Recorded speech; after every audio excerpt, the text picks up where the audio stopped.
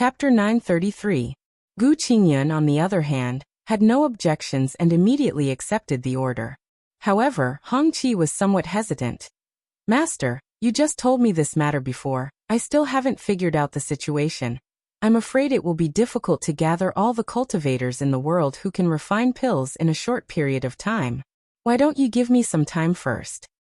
There's no time for you to slowly prepare. Yu Qianqiu turned around, looked at him and said slowly. Directly order the recruitment to the entire cultivation world. If anyone is found to be avoiding the recruitment, kill without mercy. There's no need to play cat and mouse with them at this time. Whoever wants to play can die. Understood. Hong Qi cupped his hands in response. After Yu Qianqiu explained the matter clearly, he did not stay any longer and disappeared in the blink of an eye. Within the ruins of God, Yu Qianqiu appeared in the small valley where he had saved Shui Mingqing. His trip this time was to scout the way and prepare for the subsequent actions. The valley was still the same valley, nothing had changed. Yu Qianqiu carefully looked around. There were only some short old branches that had grown for who knew how many years, looking somewhat sinister in the mist, but he did not find any danger. The surroundings were very quiet. He immediately flew to the top of the mountain and looked around. Just like before, the world was still covered in white, and his vision could not see far away. Whoosh! Yu Qianqiu's body turned into a stream of light and quickly flew away. With the valley as the center, he flew close to the ground and circled around. Occasionally, he could see some strange and abnormally timid animals that were scared away by him. After walking around, he felt that there was no danger, and finally felt a lot more at ease. He then changed his direction and flew towards the direction of the thick fog wall that connected the heavens and the earth. Now that his cultivation had stepped into the immortal stage, he felt that he had some ability to protect himself. He wanted to see what was hidden behind the fog wall. With his current flying speed, it didn't take him half a day to stop in front of the fog wall that connected the heavens and the earth. Thinking back to the scene of several experts from the Immortal Palace joining hands to kill a giant snake, he was somewhat hesitant to go in. After hesitating for a while, he clenched his teeth and rushed in. However, his flying speed had already slowed down. He released his divine sense to investigate the surroundings as he slowly advanced forward. Who would have thought that after spending half a day, he still wouldn't be able to break through the thick fog that was so thick that he couldn't even see his own fingers in front of him. This made him even more cautious. One must know that the more unknown a place was, the easier it was for one's nerves to be on edge. At first, he did not notice anything unusual in the thick fog, but as he went deeper and deeper, he began to hear the occasional dull sound of something being crushed.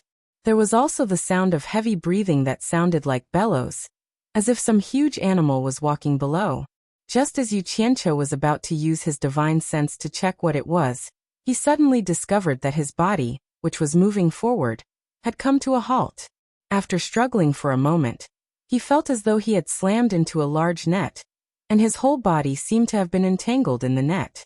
F***ck. Did someone set a trap here? Yu Qianqiu was shocked. He had been using his divine sense to explore the way. How could there be such a large net lying in front of him without him noticing it?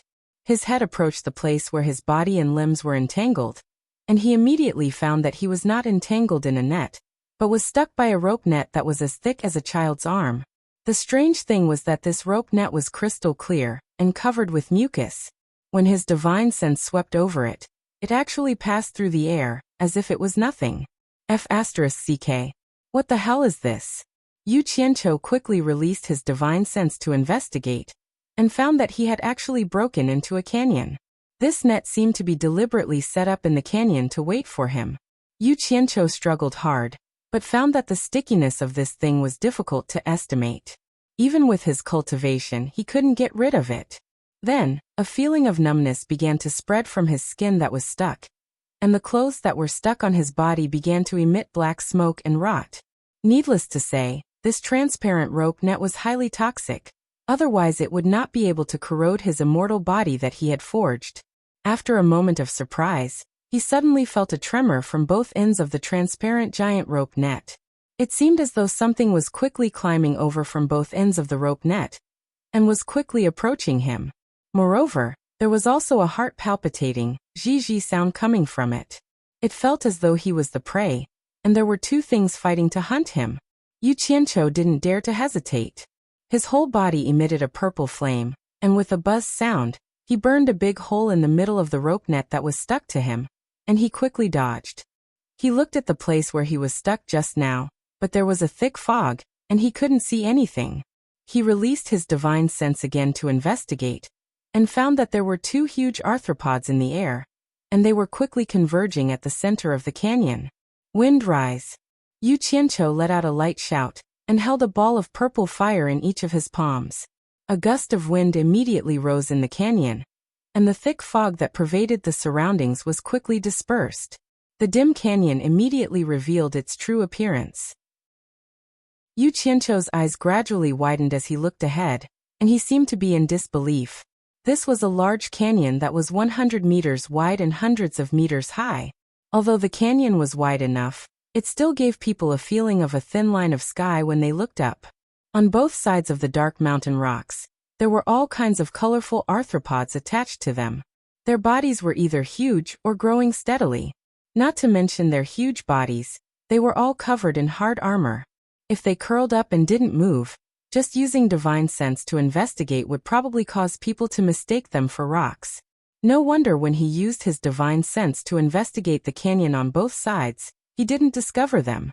Following the use of the purple fire energy to create a gust of wind that whistled through the canyon, pairs of tentacles began to extend from the craggy mountain rocks. Disgusting worms that were as large as worms crawled out from all over the place. These pink worms were covered in mucus, expanding their disgusting circular mouths and making xiao-xiao sounds against the wind, as if they were hungry and wanted to eat. A circle of ferocious fangs constantly opened and retracted inside their circular mouths, and mucus like mucus slid down from their mouths. It was a horrifying sight to behold. At the bottom of the canyon, there were dense white bones everywhere. There was no lack of human bones, but most of them were the corpses of various animals. Some of the bones had already turned yellow and black, and some of them were already covered in a layer of moss. It was obvious that they had existed here for many years. It was unknown how many corpses and bones had accumulated in the canyon over the countless years. Some strange animals climbed on top of the various skeletons, constantly sniffing, as if they wanted to find some scattered meat on the skeletons to fill their stomachs. Yu Qianqiu frowned. He never thought that there would be such a disgusting place in the ruins of God. His gaze then landed on the large net in the middle of the canyon. Although he had burned a large hole in the middle, it did not affect his ability to recognize its full appearance. It was actually a giant spider web. Two big, fluffy, colorful spiders with a body size of 5 to 6 meters crawled to the gap in the broken web. After looking around with their big black eyes, they didn't find any prey. Then they quickly spat out crystal-clear spider silk that was as thick as a child's arm, quickly repairing the damaged area. Whoosh! A ray of multicolored light flew out from Yu Qianqiu's hand and slashed at the spider web. A strand of spider silk was suddenly stretched out, and then it quickly bounced back. A flying sword was stuck on it, swaying. The two large spiders vigilantly stopped spitting silk and suddenly turned around at the same time. Their huge bodies climbed on the spider web as if they were flying, quickly rushing to the source of the earthquake. The two big fellows probably thought that they had caught their prey. The large spider that was closer naturally had the advantage of being in a favorable position. It was the first to reveal two light golden, curved, sharp teeth that were as long as a child's arm. He quickly clamped onto the flying sword and chewed it happily. With a ding sound, the flying sword was immediately broken into two pieces. It seemed to realize that it was not the food it had imagined, so it turned around and gave up. The flying sword that had been broken into two pieces swayed on the spider web. The spider that caught up with it pounced on the flying sword and chewed on it. With a ding, it similarly broke the flying sword into two pieces. It shook its head disinterestedly and turned around to continue mending the spider web. Yu Qianqiu, who had his eyes on the spider web and wanted to test its toughness, did not expect to see such a scene. He immediately let out a breath of cold air. The quality of the flying sword was not bad. It was given to him by Hua Yunlong, but he did not expect it to be bitten into two by the spider in just 2 bites. Oh my! What kind of spider is this? Its jaws are so powerful, and the spider silk it spits out is also extraordinarily tough. Even a flying sword can't cut it. Yu Qianqiu mumbled to himself. His eyes gradually brightened. He quickly took out the jade archive and found the one with the records of the various beasts. In the end, even after going through it a few times, he could not find the original form of the spider in front of him. This made him even more astonished. Logically speaking, such a powerful spider could not possibly be a nobody.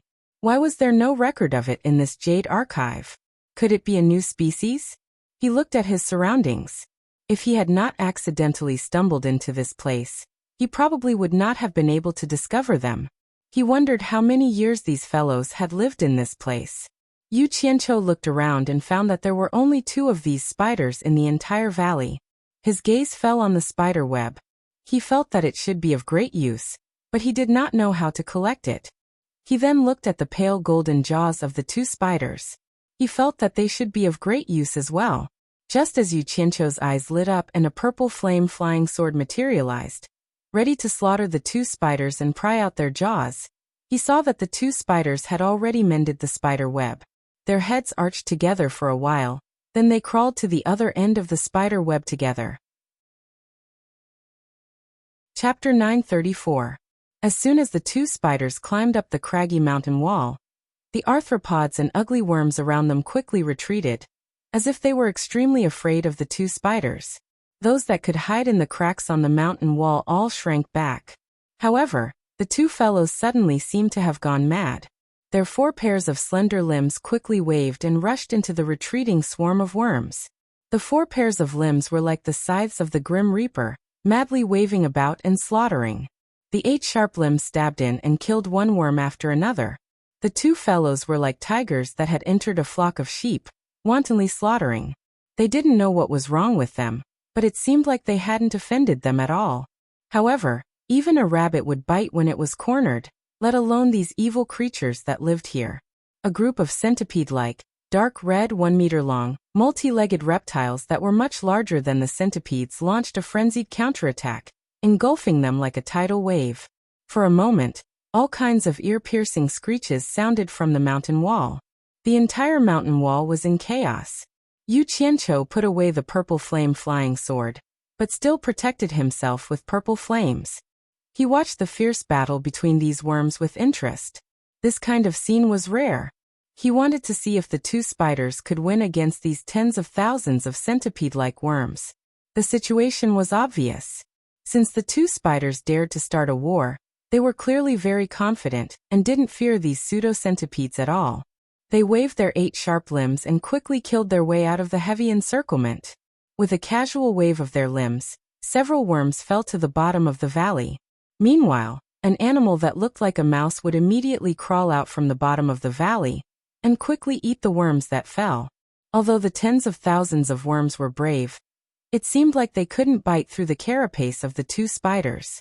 Just like that, groups of worms were beaten to the bottom of the valley. Not long after, more than half of them were dead or injured. These worms clearly knew that this couldn't go on for long, so they quickly retreated in defeat and fled in all directions. The 2 large spiders also stopped their chase. Their abdomens each spat out a strand of spider silk towards the rock. With a whoosh, they dropped down to the bottom of the valley. Those animals that looked like mice immediately fled, obviously very afraid of them. As soon as the 2 large spiders landed on the ground, they immediately waved their 8 large limbs and pierced through the pile of reptile corpses. Not long after, their 8 limbs were filled with reptile corpses like roasted lamb skewers. In the end, the 2 of them carried a large amount of prey and crawled to a bend at the bottom of the canyon before disappearing. Could it be that there's a nest down there, and they're returning to their nest? Yu Qianqiu muttered to himself. He rubbed his chin and hesitated for a while before he flew towards the bottom of the valley. He went around the corner and found the reason why they had disappeared. There was a cave with a diameter of more than 10 meters on the stone wall. There were many scratches on the entrance of the cave, which were obviously left by the 2 spiders. At the bottom of the valley, piles of bones piled up, and a foul stench wafted out of the cave. Yu Qianqiu listened at the entrance of the cave for a while. In the end, he couldn't help but quietly float in. It couldn't be helped, he had always been too curious. There weren't any obstructions in the cave, and it was very spacious. It was probably because of the spiders going in and out, but the winding passageway was a little too dark. At this time, Yu Qianqiu didn't have the mood to use the purple flames to control the wind outside. The canyon outside the cave was filled with thick fog after a while. After walking along the passageway of the cave for about a kilometer, there was a faint phosphorescent light in front of him.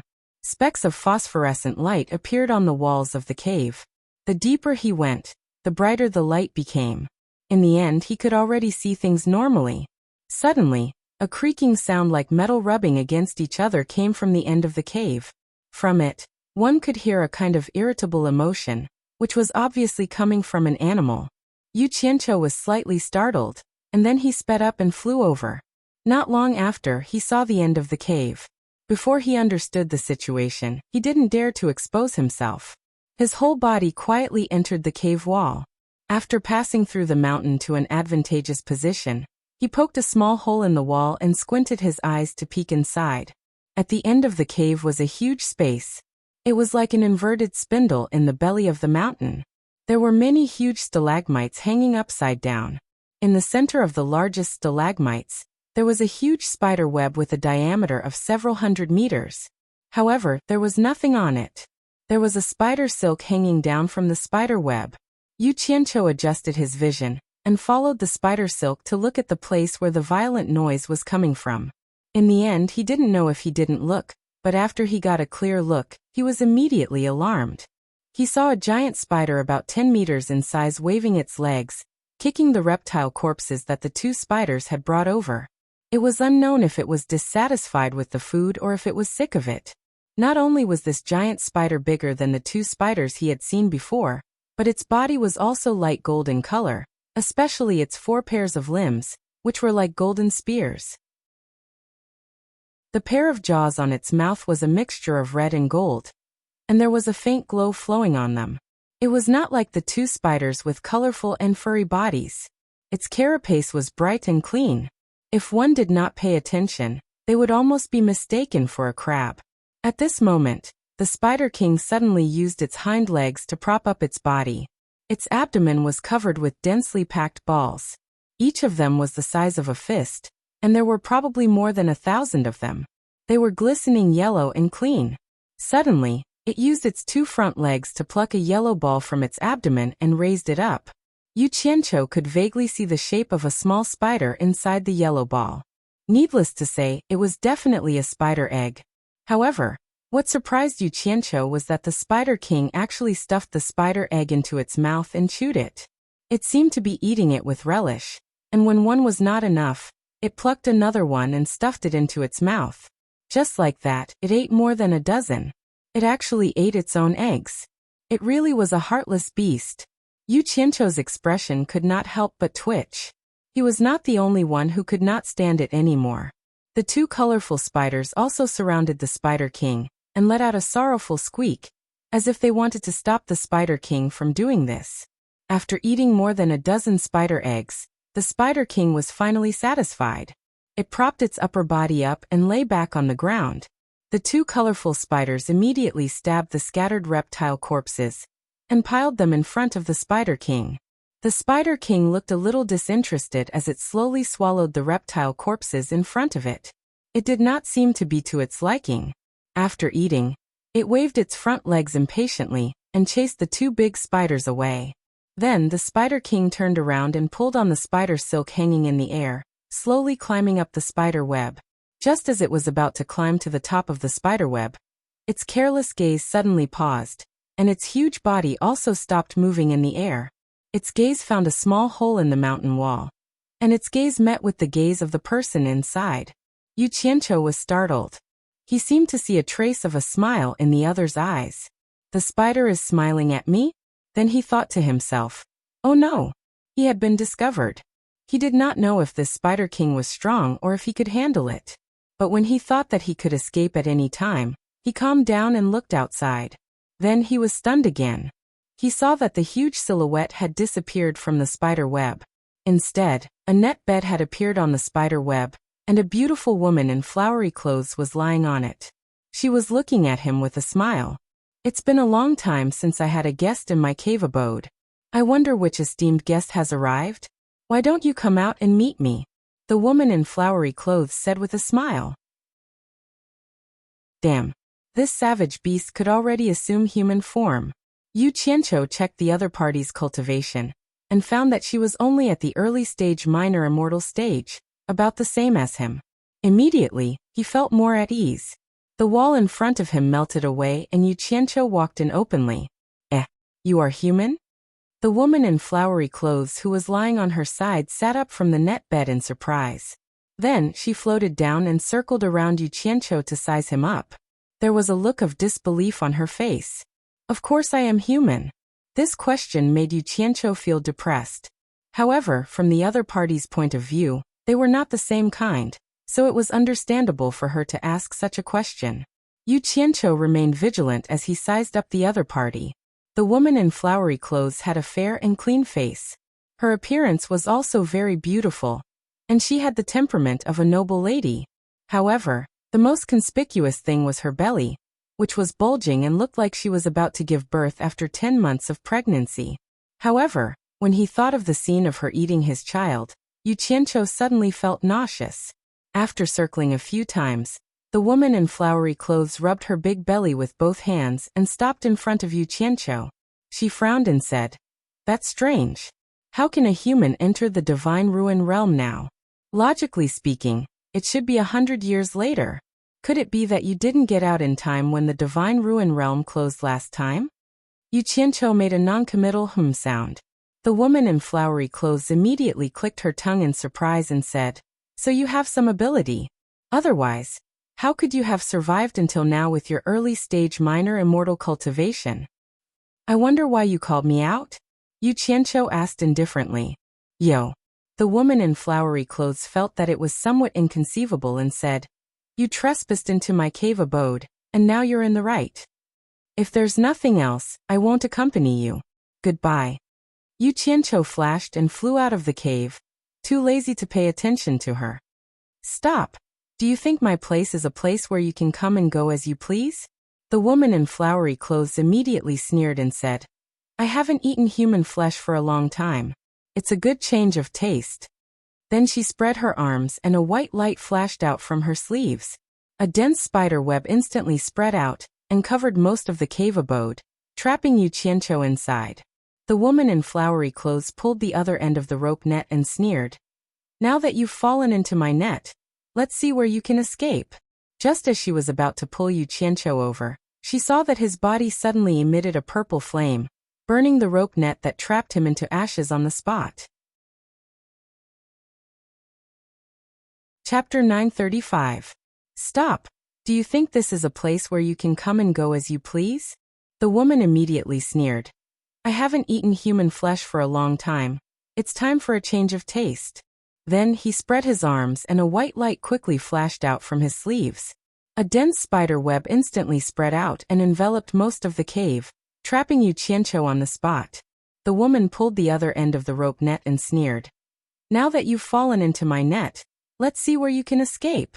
Just as he was about to drag Yu Qianqiu over, he saw a purple flame suddenly erupt from the other party's body, burning the rope net that trapped him to ashes on the spot. "Purple flame!" The woman cried out involuntarily. Her spider clan was most afraid of fire, especially the spider silk that spiders spit out. Raging fire was the natural nemesis of spider silk, and it would usually burn when it encountered fire. Of course, for a spider demon like her, ordinary raging fire naturally couldn't do anything to her, but now she saw the purple flame of the supreme flame. How could she not be afraid when her nemesis was in front of her? Even in her dreams, she had never thought that she would meet someone who could control the purple flame when she acted rashly. Yu Qianqiu floated in the air, his whole body burning with purple flames. He slowly turned around and stared at her coldly. "Although you're a spider demon, I've never killed a pregnant woman. I originally wanted to spare your life, but who knew that you wouldn't know what's good for you? You're courting death, don't blame me." Feeling the pressure of the purple flame, the woman's limbs immediately became weak. Her expression was somewhat bitter as she cupped her hands and said, Your Excellency, I've been presumptuous.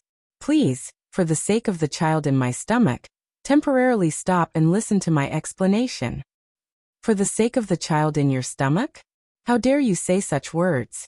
Yu Qianqiu immediately flew into a rage and said, Do you think I didn't see what you ate earlier? I know what you saw, but there's something you don't know. The woman smiled bitterly. Even if I don't eat them, they won't be able to survive. I can't explain this to you in a short time, and you don't have the patience to listen to me slowly. I just want to tell you that I'm the only female spider left among the temple rainbow spiders. If I die, my race will be in danger of going extinct. I hope Your Excellency can show mercy. Once Yu Qianqiu became angry. He was definitely a ruthless person. But after hearing her words, he couldn't help but ask, Temple Rainbow Spider? What temple? If it wasn't for the child in my stomach, I wouldn't be easily threatened even though you have the purple flames. The flowery-clothed woman first confessed, then explained. This divine ruin realm was originally created by the phoenix god, and there is a phoenix temple in the divine ruin realm. The ancestors of our rainbow spider were originally spiders who cultivated under the eaves of the temple. Later on, for some unknown reason, the phoenix god expelled all the living beings from the temple and sealed the phoenix temple. Since then, the divine ruins realm has never seen the figure of the phoenix god again. After countless years, due to various reasons, our rainbow spider race has been declining day by day, and I am the only female spider left, so I hope that Your Excellency can show mercy. Phoenix god? Phoenix? Yu Qianqiu was slightly startled, and could not help but think of the crow on Wu Lishue's shoulder that claimed to be a phoenix. He paused for a moment and said, You mean there is a sealed temple called the Phoenix Temple in the Divine Ruins realm? Exactly. The flowery-clothed woman nodded. She could already feel that the killing intent on Yu Qianqiu's body had subsided, and could not help but heave a sigh of relief. Temple? I wonder what's in the temple. Yu Qianqiu's eyes lit up. Where is the temple located in the Divine Ruins realm? As long as you tell me, I can spare your life. I don't want to lie to you. The flowery-clothed woman muttered to herself. I've only heard the story of the phoenix god sealing the temple. As for where the temple is sealed in the Divine Ruins realm, I don't think anyone can find it. Yu Qianqiu raised his eyebrows and said, Saying so much is equivalent to not saying anything. You're not lying to me, are you? There are many dangerous places in the Divine Ruins realm. If I really wanted to lie to you, I could have casually pointed out a dangerous place for you to die. Why would I need to do this? The flowery-clothed woman replied. After going around in a circle, it was equivalent to saying nothing. Yu Qianqiu's gaze was slightly cold, and the killing intent in his heart rose again. He wanted to strip the spider demon of anything useful, but looking at her protruding stomach, he did not harden his heart to make a move. It would have been fine if she was in her spider form, but she had transformed into a pregnant woman in human form. My name is Yu Qianqiu. What's your name? Yu Qianqiu coughed and asked. When the flowery-clothed woman saw him ask such a question, she knew that the possibility of making a move was not high. The danger had passed, so she replied with a smile, My name is Kaifeng. Yu Qianqiu looked at her smiling face, which was like a flower. She did not look like the spider demon that had just devoured his child. He could not help but feel a little depressed, wondering if he was too soft-hearted. He frowned and said, Kaifeng, let me ask you, why is the Divine Ruins realm always covered in fog? Kaifeng was startled, then suddenly smiled sweetly and said, The fog is only within a certain distance from the exit of the Divine Ruins realm. After passing through the canyon outside, you will naturally not be able to see the white fog that does not dissipate all year round. Yu Qianqiu originally wanted to ask more, but he suddenly received a summons from Zhang Peng in Utopia. It seemed that the things he had asked Zhang Peng to prepare before coming to the Divine Ruins realm had already been prepared. After thinking for a while, he thought that it would not be long before he returned, so he said to Kaifeng, I have something to do, so I'll take my leave for now. I'll disturb you another day. Anytime. Kaifeng smiled and watched as Yu Qianqiu turned into a stream of light and flashed out of the cave. On a remote island, Zhang Peng had already brought a large amount of immortal herbs to wait for him. There was no other reason than the quality of the immortal pills refined by Chen Feng, and the others was far inferior to the ones refined by him. He was afraid that something would happen to the Utopia army after consuming them. After all, they were his direct subordinates, so he decided to personally refine a batch for the Utopia army. On the island, Zhang Peng used the earth mantra to clear a large piece of hard and flat land. Yu Qianqiu stood in the middle, his palms burning with a light green pillar of fire that was 1,000 feet tall. Zhang Peng circled and danced around the light green pillar of fire. He wore a storage bracelet that his master had given him on each of his wrists, and he kept throwing immortal herbs from the storage bracelet into the rising and burning light green pillar of fire. Yu Qianqiu closed his eyes and calmly refined the immortal pills. In the fire pillars supported by his palms, 200 layers of pills were being refined at the same time. This scene of pill refinement shocked Zhang Peng. This was equivalent to a person refining 400 cauldrons of pills at the same time. One person was equivalent to 400 alchemy experts. Yu Qianqiu did not need to worry about the rest. He only needed to focus on refining, and Zhang Peng would handle the rest. Zhang Peng continued to fly around the pillar of fire. Whenever an immortal pill popped out from a certain level, he would immediately rush over to collect it into his storage bracelet. Then he would take out an immortal herb from another storage bracelet and place it into the empty space. Master and disciple worked together without any distractions.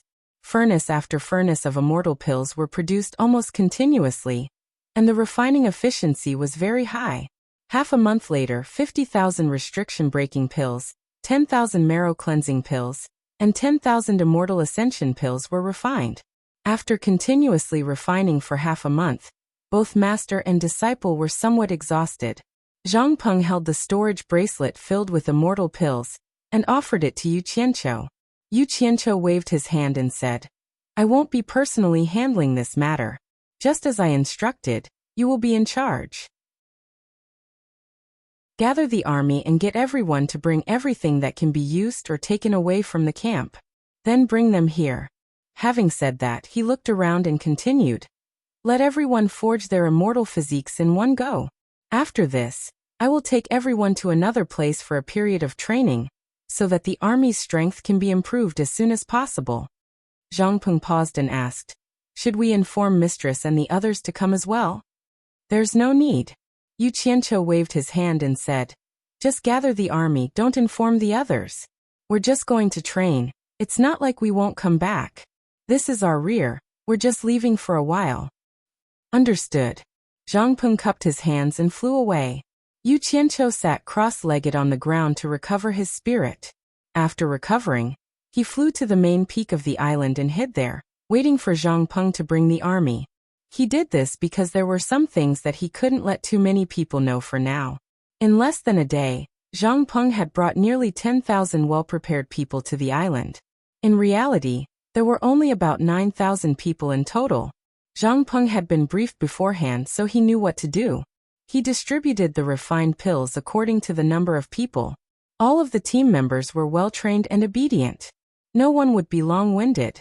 After Zhang Peng explained everything clearly, he gave the order, and everyone immediately followed the steps unconditionally. More than 9,000 people sat cross-legged in a formation and began to consume pills to increase their cultivation levels. The painful process was naturally the same as that of the soldier in Utopia's conference room. Almost 10,000 people endured it step by step until they consumed immortal ascension pills to increase their cultivation levels to the immortal realm. No matter how disciplined they were, they couldn't help but feel excited. As Zhang Peng had to take charge of the situation, he didn't consume pills to increase his cultivation level. When he saw that everyone had achieved their goal, he couldn't help but look around in excitement. He couldn't help but doubt his master's words about using the heavenly lightning to forge an immortal body. The sky was clear and sunny. How could there be the possibility of heavenly lightning descending? Almost 10,000 people who were told about the process of forging an immortal body also looked around, deeply doubting whether there would be heavenly lightning descending. Just as everyone was feeling puzzled, a strong gust of wind blew, and the sea outside the island suddenly became turbulent. In the blink of an eye, the world turned dark. Dark clouds started to gather in the sky above. Following a thunderous explosion in the sky, electric snakes flashed through the clouds. Chapter 936. Not long after, the island had already turned dark. Only the flashes of lightning illuminated the tens of thousands of dumbfounded men sitting cross-legged on the ground, naked from head to toe. Rumble! The rolling lightning reverberated in the dark clouds. Enough energy had been accumulated. Yu Qianqiu, who was hiding on the mountain peak, looked down from the sky and transmitted his voice. Zhang Peng, tell them to get ready. Zhang Peng immediately came back to his senses. He looked at the tens of thousands of team members sitting cross-legged in front of him, raised his right arm and shouted, "Get ready!" As soon as he gave the order, everyone immediately focused and closed their eyes. At this moment, countless lightning snakes crackled and tangled in the dark clouds above. Zhang Peng raised his head, and his vision blurred. He saw tens of thousands of bright lightning bolts coming down with a swoosh, and they corresponded to each team member's body. Tens of thousands of dazzling green and white lightning bolts connected the sky and the earth, twisting and twisting in the air. One end was tied to the dark clouds, and the other end was tied to each team member's body. It was as if countless heavenly ropes were thrown down from the sky. It was a spectacular sight. At first, the team members trembled, but when they realized that the destructive power of the lightning was controlled just right, they all calmed down and focused on using the miraculous reaction between the lightning and celestial core power to slowly improve their physical bodies. Dazzling green and white circles of lightning could be seen moving up and down their bodies. Zhang Peng looked at the spectacular scene in front of him, and his heart was filled with emotion. He admired his master's miraculous methods.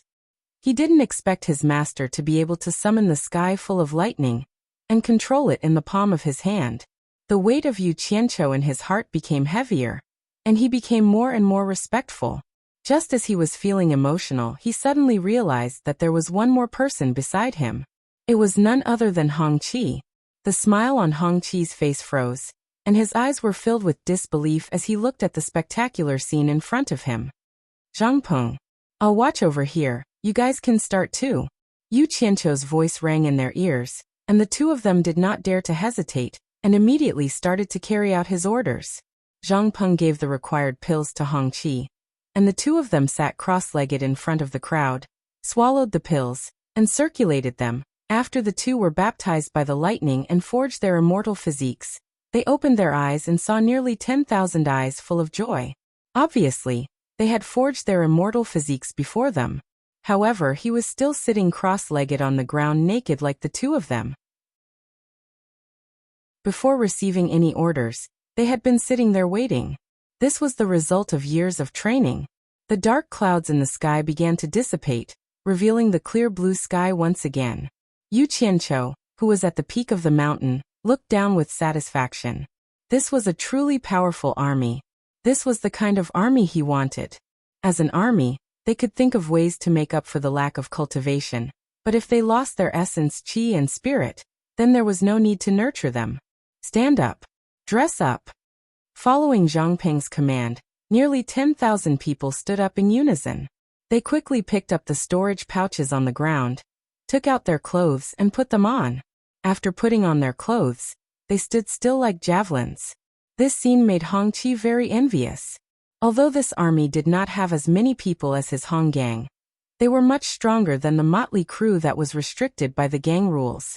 Close to 10,000 people, all of them at the Immortal realm, and all of them were obedient, not afraid of sacrificing themselves. They would attack wherever they were pointed. Hong Qi looked around the crowd a few times, but he didn't see Guan Yu. He immediately understood that his master had already used the method of boiling a frog in warm water to slowly pass the command of this army to his junior brother Zhang Peng.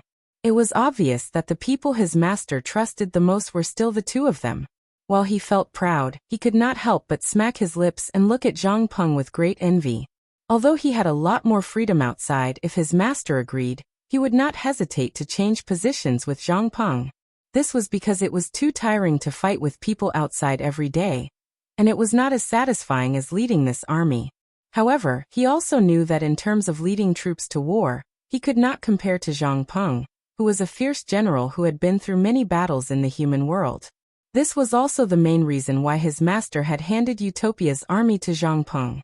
If his junior brother, Zhang Peng, did not have the ability, even if he was his master's disciple, his master would not have handed this army to him.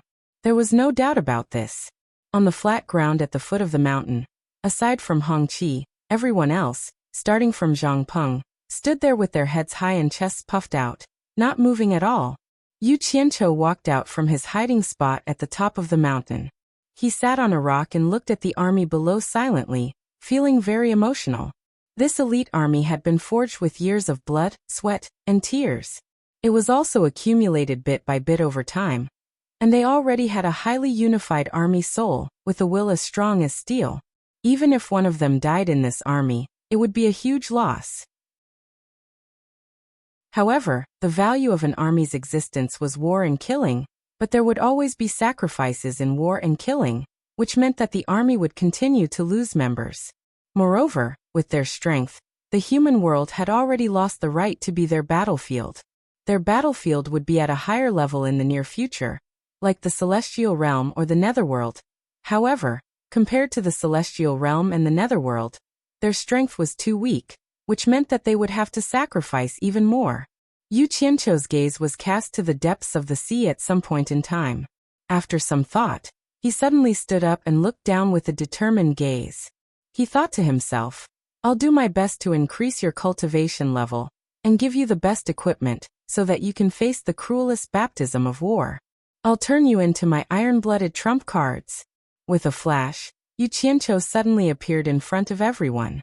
Previously, he didn't want everyone to know that he was related to the lightning that filled the sky just now, but after some observation, he had full confidence in this army.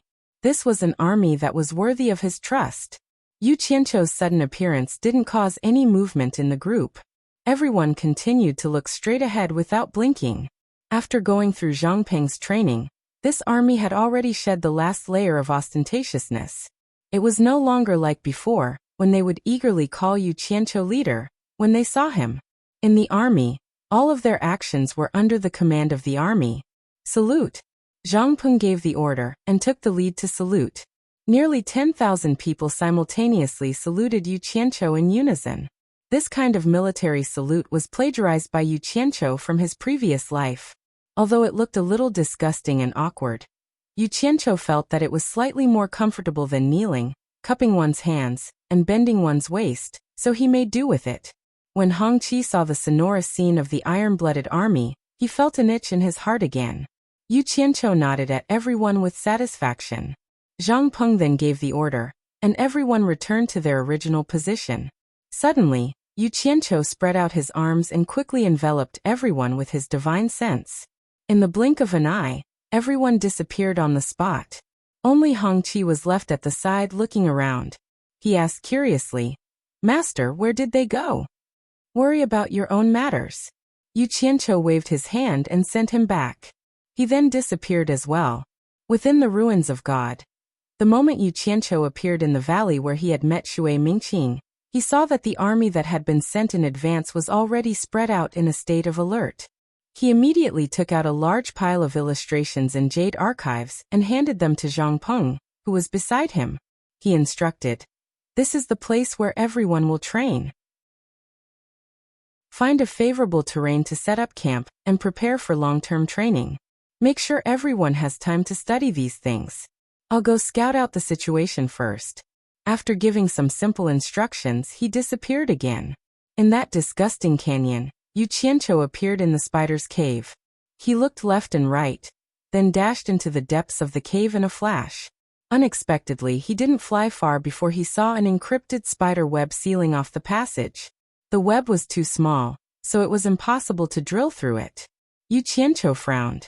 His body ignited with purple flames, and with a whoosh, he pierced a hole in the spider web. In the large space deep within the cave, the huge spider crawling on the giant spider web flashed with a red light, and turned back into that beautiful pregnant woman. Just as she floated down to the ground, Yu Qianqiu had already flashed into the cave abode. He stood in front of her and asked indifferently, "Why did you seal the passage into the cave?" Kai Feng smiled and said, Please don't misunderstand, Mr. Yu. I was afraid that Mr. would suddenly visit and not be used to seeing me in my original form, so I set up a communication network. As long as someone breaks through the network and enters, I will immediately know and make preparations in advance. Then, she immediately changed the topic and said, May I know why Mr. Yu has returned this time? Can I trust you? Yu Qianqiu suddenly asked. The big-bellied Kai Feng was startled. She paused and said, with Mr.'s discerning eyes, Can't you see that I have no ill intentions? As for whether you believe me or not, even if I say everything I can, I'm afraid it will be difficult to convince Mr. to completely believe me. Trust is a process that can withstand the test of time. I wonder if I'm right? Yu Qianqiu looked at her in a different light and said, I couldn't tell, but a spider demon like you is quite knowledgeable about the ways of the world. In the ruins of God, demons are humans. In our eyes, the people who barge in are demons. Kai Feng rubbed her big belly and said with a smile, Since I have a name, don't you think it's more appropriate to call me by my name? There's no need to keep talking about spider demons. In that case, I was rude. Yu Qianqiu looked at her belly and said with a faint smile, Then I'll call you Madam Kai Feng from now on. Of course, this is on the basis that I trust you. If I find that you're not trustworthy. Yu Qianqiu walked behind her and gently extended his hand from her waist to touch her big belly. He smiled and said in her ear, Then I'll kill you and the child in your stomach. I'll make your temple rainbow spider bloodline completely extinct. Chapter 937. Although these words were spoken with a smile on his face, Kai Feng could still hear a bone-chilling coldness in his words, and she couldn't help but shiver slightly. She pretended to twist her waist in discomfort and avoided his hand. She turned to look at him with a smile as she said, Sir, there is no need for you to threaten this servant.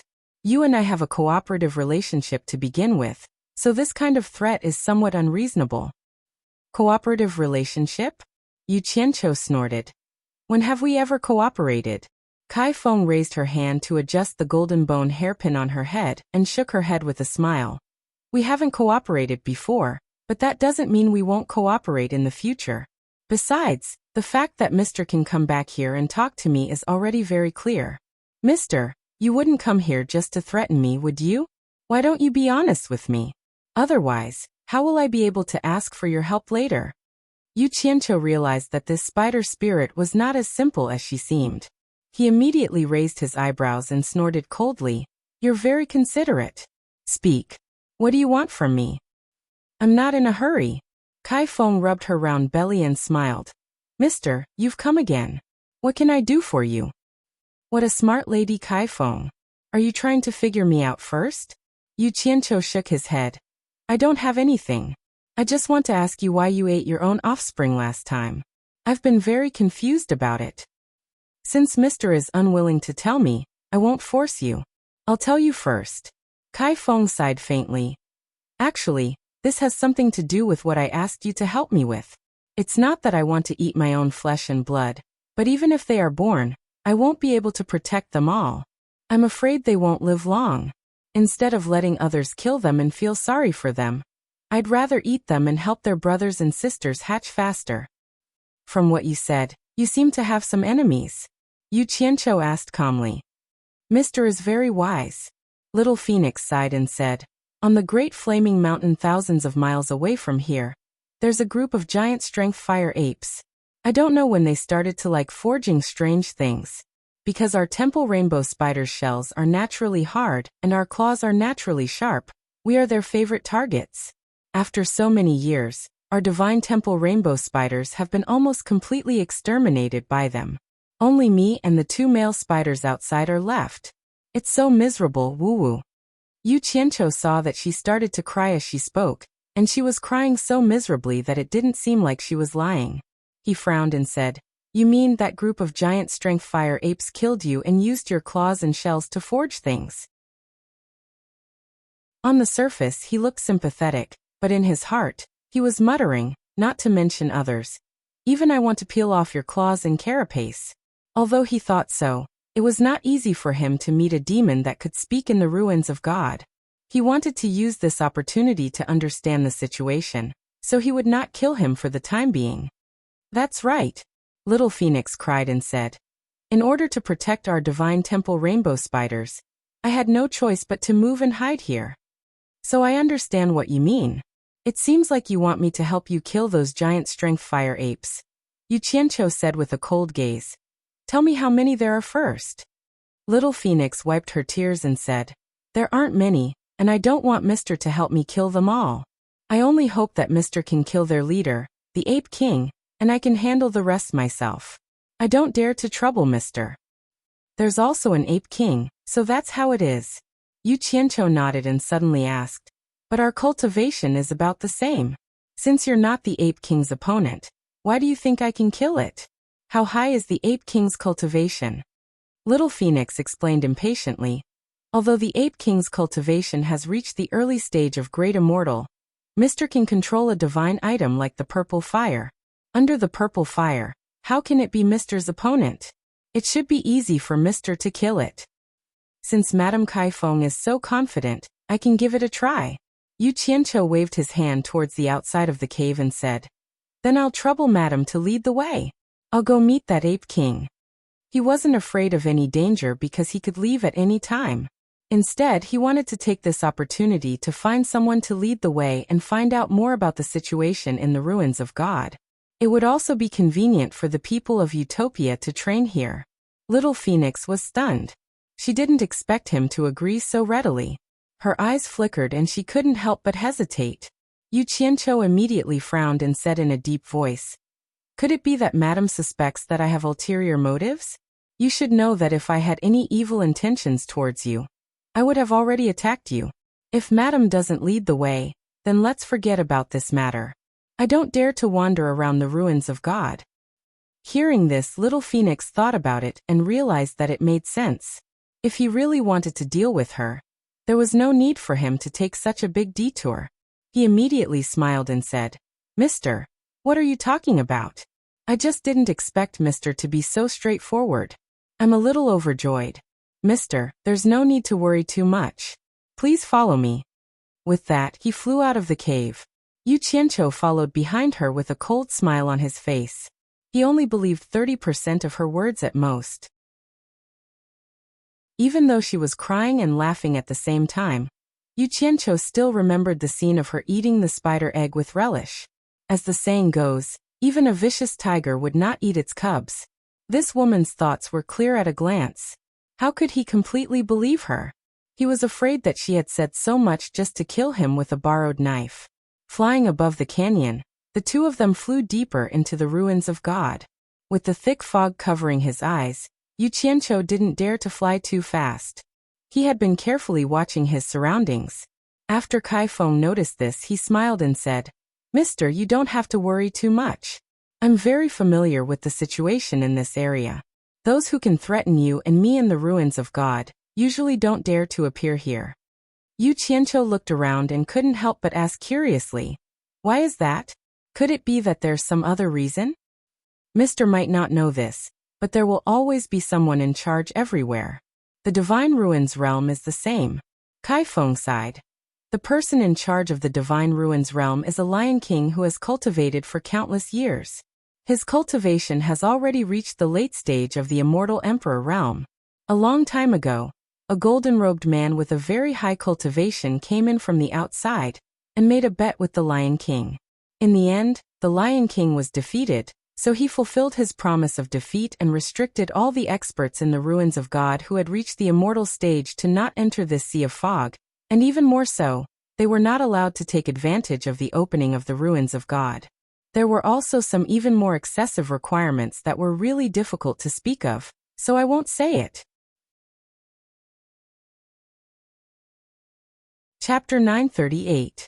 A golden-robed man who came from outside the Divine Ruins realm could defeat a late-stage immortal emperor expert? Yu Qianqiu didn't think too much about it. Who else could it be other than the immortal emperor Jin Tai? It was really strange. The rumored Jin Tai was heartless. Since he could defeat the #1 expert in the Divine Ruins realm, it was rare for him to not kill him. Looks like you are quite the courageous one. Others would not dare to step foot into this sea of mist, but you chose to stay inside. Yu Qianqiu said with a smile. He was more or less asking why. Why would I want to take such a big risk? I was really scared by the Ape King. In order to save my life, I could only take care of it for a while, so I took the risk to hide inside. Kai Feng shook her head and smiled bitterly. Didn't Mr. Yu notice? I hid under the canyon, and almost didn't dare to take half a step out of the cave. I even had to hunt for food. I was afraid that others would discover me and spread the news to the Lion King's ears. This time, I hope that Mr. can help me get rid of that evil Ape King and return my freedom. I will definitely repay you in the future. Although the distance between the two of them was very close, it was difficult to see the expression on each other's faces. Yu Qianqiu could not tell if what she said was true or false, and directly replied, "Of course, I am a man of my word. Since I have agreed, I will definitely do my best. Madam, don't worry." Kai Feng's face, which was separated by the thick fog, was filled with joy. She immediately promised solemnly. This servant naturally trusts Mr. If this matter is successful, if Mr. has any orders in the future, Kai Feng will do his best. Yu Qianqiu laughed. He had no intention of talking to her about those things that he didn't know if he would be able to fulfill in the future. He changed the topic. Didn't the Lion King restrict experts of the immortal stage or above? Why can't I see any fierce beasts in the Sea of Mist? Kai Feng immediately explained. This has nothing to do with the Lion King's restrictions. The main reason is that the Divine Ruins realm opens once every 100 years. Right now, it is not long before the Divine Ruin realm closes. The vicious beasts that were originally wandering in the fog and hunting for food have been killed by you guys from the outside. They are all hiding and do not dare to go in for the time being. After a little longer, after a few years, they will naturally charge in again. So that's how it is. Yu Qianqiu couldn't help but shake his head. It seemed humans were the fiercest, even fiercer than beasts. Although Kai Feng said that there was no danger in the fog, Yu Qianqiu was still vigilant of his surroundings, especially the woman beside him. He was tense on the inside but relaxed on the outside. The two of them talked and laughed along the way, and their relationship seemed to have begun to harmonize. As they talked and laughed, the scenery in front of them became brighter and brighter, giving people the feeling that they were flying into the light. Kai Feng reminded him, "We're about to get out of this sea of mist," as expected of a local who was familiar with the way. As soon as she finished speaking, their eyes suddenly lit up. The two of them instantly rushed out of the sea of mist, and a vast world appeared in front of Yu Qianqiu. After flying for a short distance, the two of them almost stopped in the air at the same time and looked around. The sun was shining, the mountains and rivers stretched endlessly, and the unknown ancient trees towered into the sky. It was full of vitality, and there was no sign of danger. Kai Feng opened her arms and breathed in the fresh air to her heart's content. An expression of extreme enjoyment appeared on her face as she slightly moaned. "We're finally out again." Yu Qianqiu raised his eyebrows and glanced at her. He turned back to look at the vast sea of mist behind him and asked, "Why is there such a large area of fog in the Divine Ruins realm? It feels a little abrupt. Could it be that someone set up some kind of formation?" Kai Feng opened her eyes and smiled. "I don't know. In any case, it existed a long time ago. With the opening of the Divine Ruins realm as the center, the surroundings are covered by a large area of thick fog. I think we're not too far from the Great Flaming Mountain." Yu Qianqiu waved his hand, indicating that they should continue on their way. He had no intention of wasting too much time here. Kai Feng immediately nodded with a smile. She naturally hoped to resolve the trouble as soon as possible, and the two of them quickly flew away. It did not take long before they arrived at a vast swamp. As Yu Qianqiu was wondering why there were no ferocious beasts in this place where ferocious beasts roamed, the white clouds above their heads suddenly surged. A strong and vicious wind covered their heads as a black silhouette suddenly pounced at them at a strange speed. Yu Qianqiu's pupils shrank slightly. He discovered that the one attacking them was actually a black eagle with a wingspan of more than 20 meters. He immediately teleported hundreds of meters away. However, the phoenix remained completely unflustered as it swung its arm through the air, and its entire arm transformed into a massive spider limb. Like the scythe of the Grim Reaper, It radiated faint golden light as it slashed through the air toward the oncoming falcon. The black eagle seemed to be taken aback. It quickly flapped its wings and tried to dodge. However, it was not faster than Kaifeng at all. A golden light pierced directly into its chest and abdomen without any effort. The black eagle flapped its wings and struggled, but its abdomen was directly cut open by Kaifeng's arm. A rain of blood burst out. Ka. With a sad cry in the sky, the black eagle suddenly fell into the swamp below. Yu Qianqiu was slightly shocked. This spider's limb was really sharp and vicious. His figure flashed, and he chased after the falling eagle. He wanted to take this feathered beast's core. But at this moment, a beam of red light suddenly shot out from the swamp below like a cannonball, piercing through the giant eagle that was still alive from 400 to 500 meters away. Then, the red light swept the giant eagle into a black hole that suddenly appeared in the swamp and engulfed it. The black hole was more than 20 meters long and wide. After swallowing the eagle, it quickly closed, followed by a thunderous gulping sound. What is this? Yu Qianqiu was shocked. He quickly stopped and soared into the sky. Following the gulping sound, the swamp quagmire began to move. Pairs of eyes the size of tabletops began to emerge from the mud and grass. Their red eyes were frighteningly huge. Then many more black holes opened up in the swamp. They were of different sizes, but they were all similar to the black hole that swallowed the eagle. They were all aimed at Yu Qianqiu like cannons.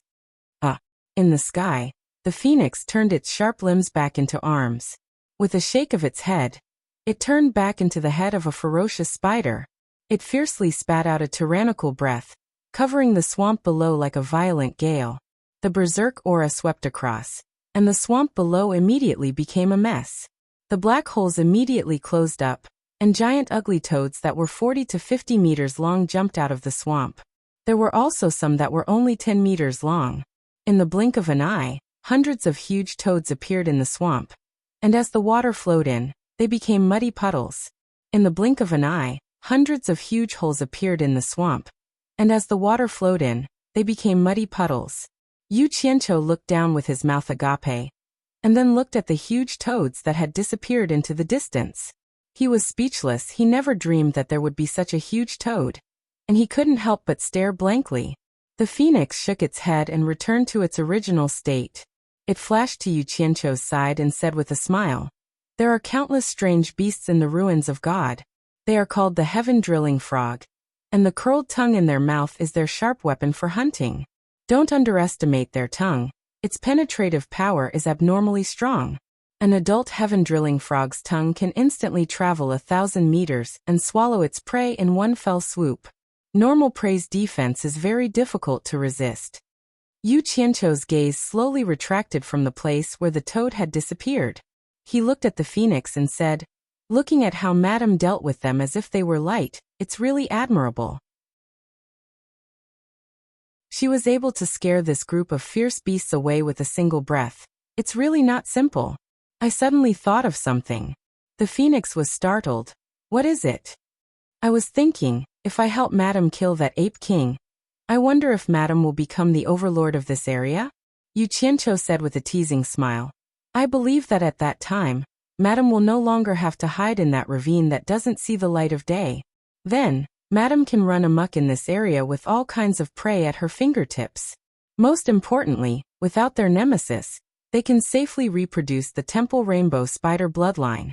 With the Temple Rainbow Spider's talent, I believe they can reproduce a huge population in the future. I wonder if my guess is correct?" The phoenix was immediately stunned. Yu Qianqiu's guess was right.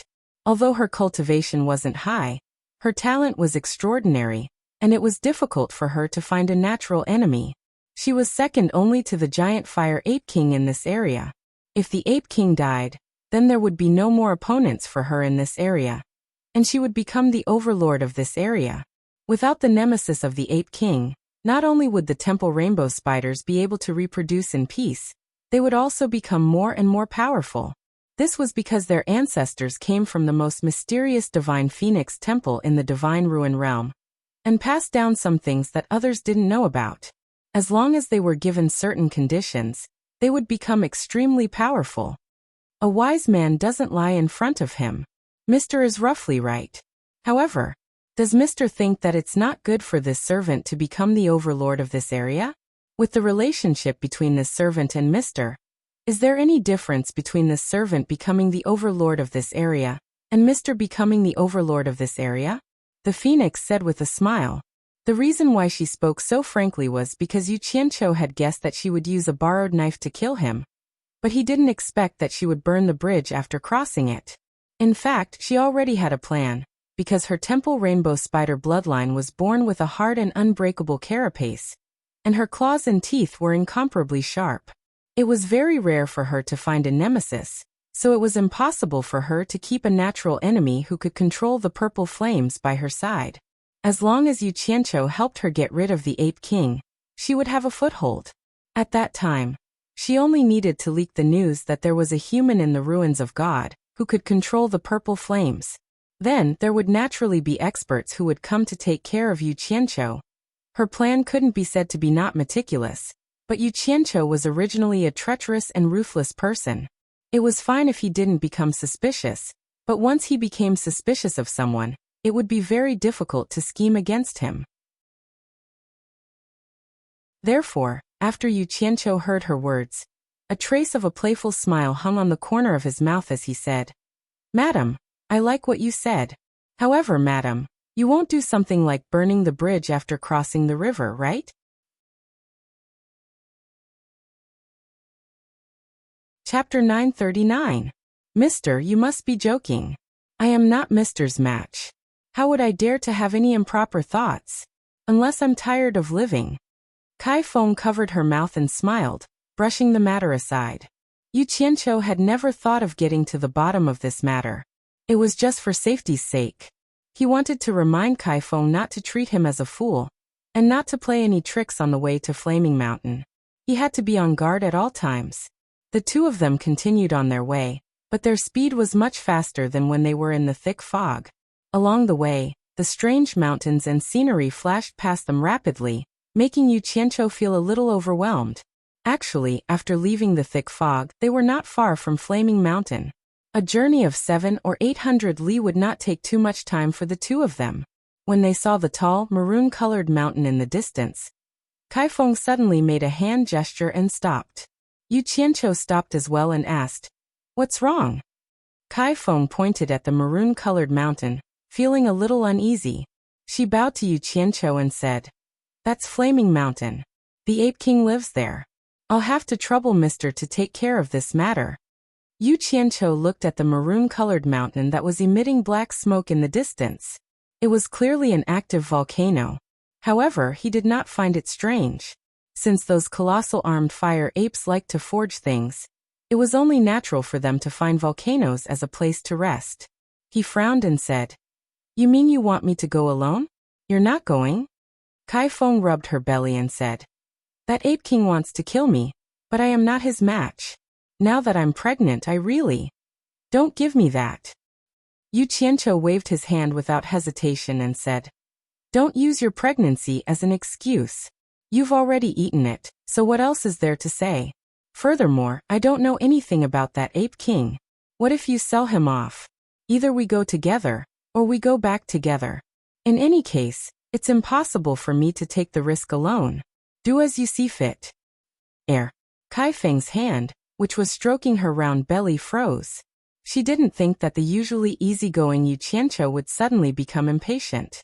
She looked at the great flaming mountain in the distance and began to waver. She wasn't sure if she should take this risk. Now that things have come to this, there are some things that I might as well make clear. Yu Qianqiu clasped his hands behind his back and said indifferently, "It's not a problem for me to help you kill the Ape King, but I can't do it for free. After this, you have to help me get 5,000 inner cores of various fierce beasts. If you agree, we'll continue. If you don't, then forget it." He put on the face of a profiteer who was negotiating terms at the last moment. Seeing this, Kai Feng actually relaxed a little and asked suspiciously, "What do you want 5,000 fierce beast inner cores for?" Yu Qianqiu raised his brows and said, "You don't have to worry about that. I naturally have my uses for it. If it weren't for the fact that it's inconvenient for me to travel in the realm of divine ruins as a human, I wouldn't need to ask for your help. You just have to tell me if you agree or not." Kaifeng looked at the great flaming mountain in the distance. After a moment of deliberation, she gritted her teeth and said, "Fine, I agree. As long as you can help me kill the Ape King. Leave the 5,000 inner cores of various fierce beasts to me." "You're wrong." Yu Qianqiu waved his finger and said, "The two of us are going to kill the Ape King together. You're so afraid of the Ape King, it makes me wonder if the Ape King is really as weak as you say. Don't tell me you're deliberately sending me to my death." Kaifeng couldn't help but find it funny when she heard this. This man was afraid of wolves in front of him and tigers behind him. It turned out that he was a coward who put on a brave front. She immediately said with a serious expression, "Mister, you're thinking too much. What I mean is that I want to join forces with Mister to kill the Ape King. When Mister sees the Ape King later, just release your purple fire to burn it. You must know that the power of the purple fire is extraordinary. Then it's a deal. If you dare to go back on your word, don't blame me for being impolite." Yu Qianqiu waved his hand and said, "Let's go." The two of them immediately flew toward the Great Flaming Mountain. The Great Flaming Mountain was built in the shape of a cone. The dome was caved in, and black smoke was rising from it. There wasn't a single trace of green on the mountain, and people could feel the rolling heat waves from 1,000 meters away. There were many caves on the mountain, and from time to time, strong apes with fiery red fur could be seen walking in and out of the caves. Compared to other beasts, these animals were only a little more than 2 meters tall, so they couldn't be considered tall. However, their strong arms were very long, almost reaching the ground. When their palms were opened, they were bigger than basins, and when they clenched their fists, they looked like 2 iron hammers. This should be the giant strength fire ape. Yu Qianqiu floated in the air and silently watched the movements on the mountain. He then tilted his head and looked at Kaifeng. He nodded slightly, indicating that they could begin. Kaifeng clenched her teeth and shouted, "Old monkey, get out here." The sound waves spread out, startling the fire apes that were going in and out of the caves. When they saw the two people in the air, the fire apes on the mountain bared their teeth and roared at the sky. They clenched their fists and pounded their chests like drums. They then ran into the caves. When they came out again, there were more of them, and they were all wearing bright armor. They held metal spears in their hands and waved them in the air to demonstrate their power. However, they couldn't fly yet, so they could only worry about the intruders. Soon, a burly man walked out of the biggest cave on the mountainside. His red hair was flying in the wind, and he was dressed rather strangely. He was wearing a pair of gray pants and a pair of light golden metal boots. His upper body was bare, but he was also wearing a light golden metal vest. His arms were exposed. The burly man with red hair waved his arms, and the fire apes that were roaring and demonstrating on the Great Flaming Mountain immediately shut up. The noise instantly disappeared. The red-haired man looked at the sky and immediately laughed heartily. "I was wondering who dared to come here to provoke us. It turns out it's you, big spider." As he spoke, he patted the metal vest on his chest and said, "I was just worrying about the lack of materials. The armor I forged wasn't complete, and I couldn't find you big spiders. I didn't expect you to come to me personally." Yu Qianqiu glanced at Kaifeng. It seemed that she wasn't lying about this. This ape king was really using their shells to forge things. Kaifeng gritted her teeth and said, "Old monkey, don't be so arrogant. Today will be the day you die." "Oh, then I'd like to see." Before he finished speaking, the ape king had already teleported into the air and stood in front of the two of them.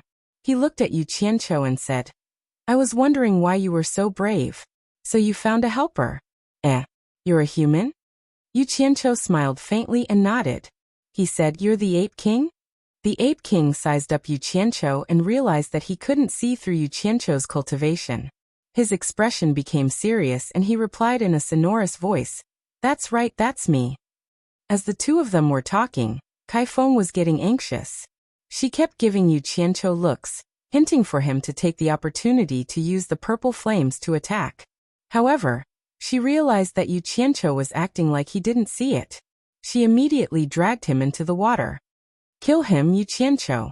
The Ape King glanced at Kai Feng but didn't pay much attention to her. Right now, most of his attention was focused on Yu Qianqiu. He said in a low voice, "You're here to kill me? Do you think so?" Yu Qianqiu smiled. As soon as he said that, Kai Feng immediately panicked. The Ape King stared at him with its big eyes and said tentatively, "If you're not, then I'm going to cut this big spider into 8 pieces. Do as you wish. Actually, I'm not related to her. I've just heard of the Ape King's name for a long time. I'm just finding an excuse to let her lead the way." Yu Qianqiu raised his hand at Kai Feng, indicating that she could do whatever she wanted. Kai Feng immediately shouted angrily, "Yu Qianqiu, you lied to me." As she spoke, she quickly turned into a stream of light and fled. B*TC. Since you're here, don't even think about running away. The Ape King looked at Yu Qianqiu cautiously. Seeing that he didn't move, it immediately chased after him while laughing. Yu Qianqiu turned around and looked. He shook his head and sighed. "Do you think I'm that easy to use? Since you have ulterior motives, I can only accompany you." Then he flew toward the 2 people who were chasing after him.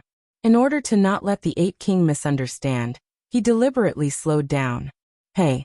Stay here!" A loud shout rang out like a bolt from the blue. A huge fist appeared out of nowhere and smashed heavily into the back of the escaping Kai Feng. Bang! Kai Feng's body fell rapidly from the opponent's punch. However, its carapace was tough, so it was not affected by the heavy punch. However, she knew that she couldn't escape. She could only fight with her life on the line. Her falling body stabilized, and with a flash of red light, she revealed her original form of a ferocious giant spider. She flew up again like an octopus, brandishing her dagger and pouncing toward the Ape King. The Ape King immediately laughed and said, "Good timing." Just as he spread his arms to counterattack, he saw the giant spider suddenly spit out a monstrous yellow smoke from its mouth. This was not the Ape King's first time fighting with the temple rainbow spider. Naturally, he knew how powerful the yellow smoke was. It was a highly toxic substance. If he breathed in even a little, his entire body would immediately fester, and he would die. The Ape King didn't dare to be careless. With a shake of its body, a torrential, fiery red flame emerged from its body and wrapped its entire body. It rushed towards the yellow smoke, causing the yellow smoke to sizzle on the spot. As soon as he rushed into the yellow smoke, he saw a mess of golden daggers slashing toward him. The Ape King's movements in the air were extremely agile. Instead of retreating, he advanced, completely unafraid of the sharpness of the daggers. He stretched out his wide palm and found a place to strike. He grabbed one of the giant spider's sharp limbs and flashed to the back of the giant spider. The giant spider immediately panicked and struggled in the air.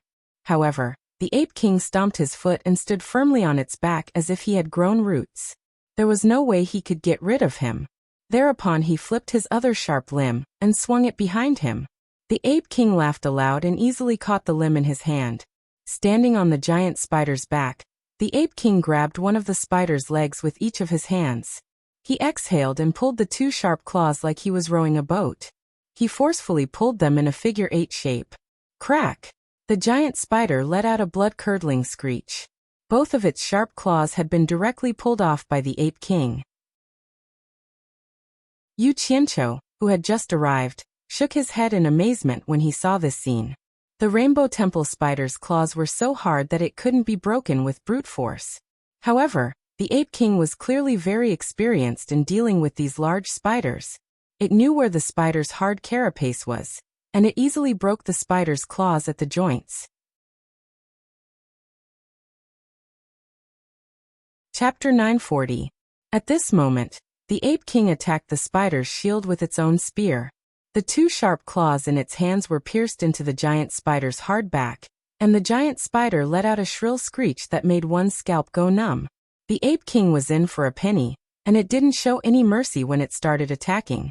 It took advantage of the giant spider's desperate struggle to attack continuously.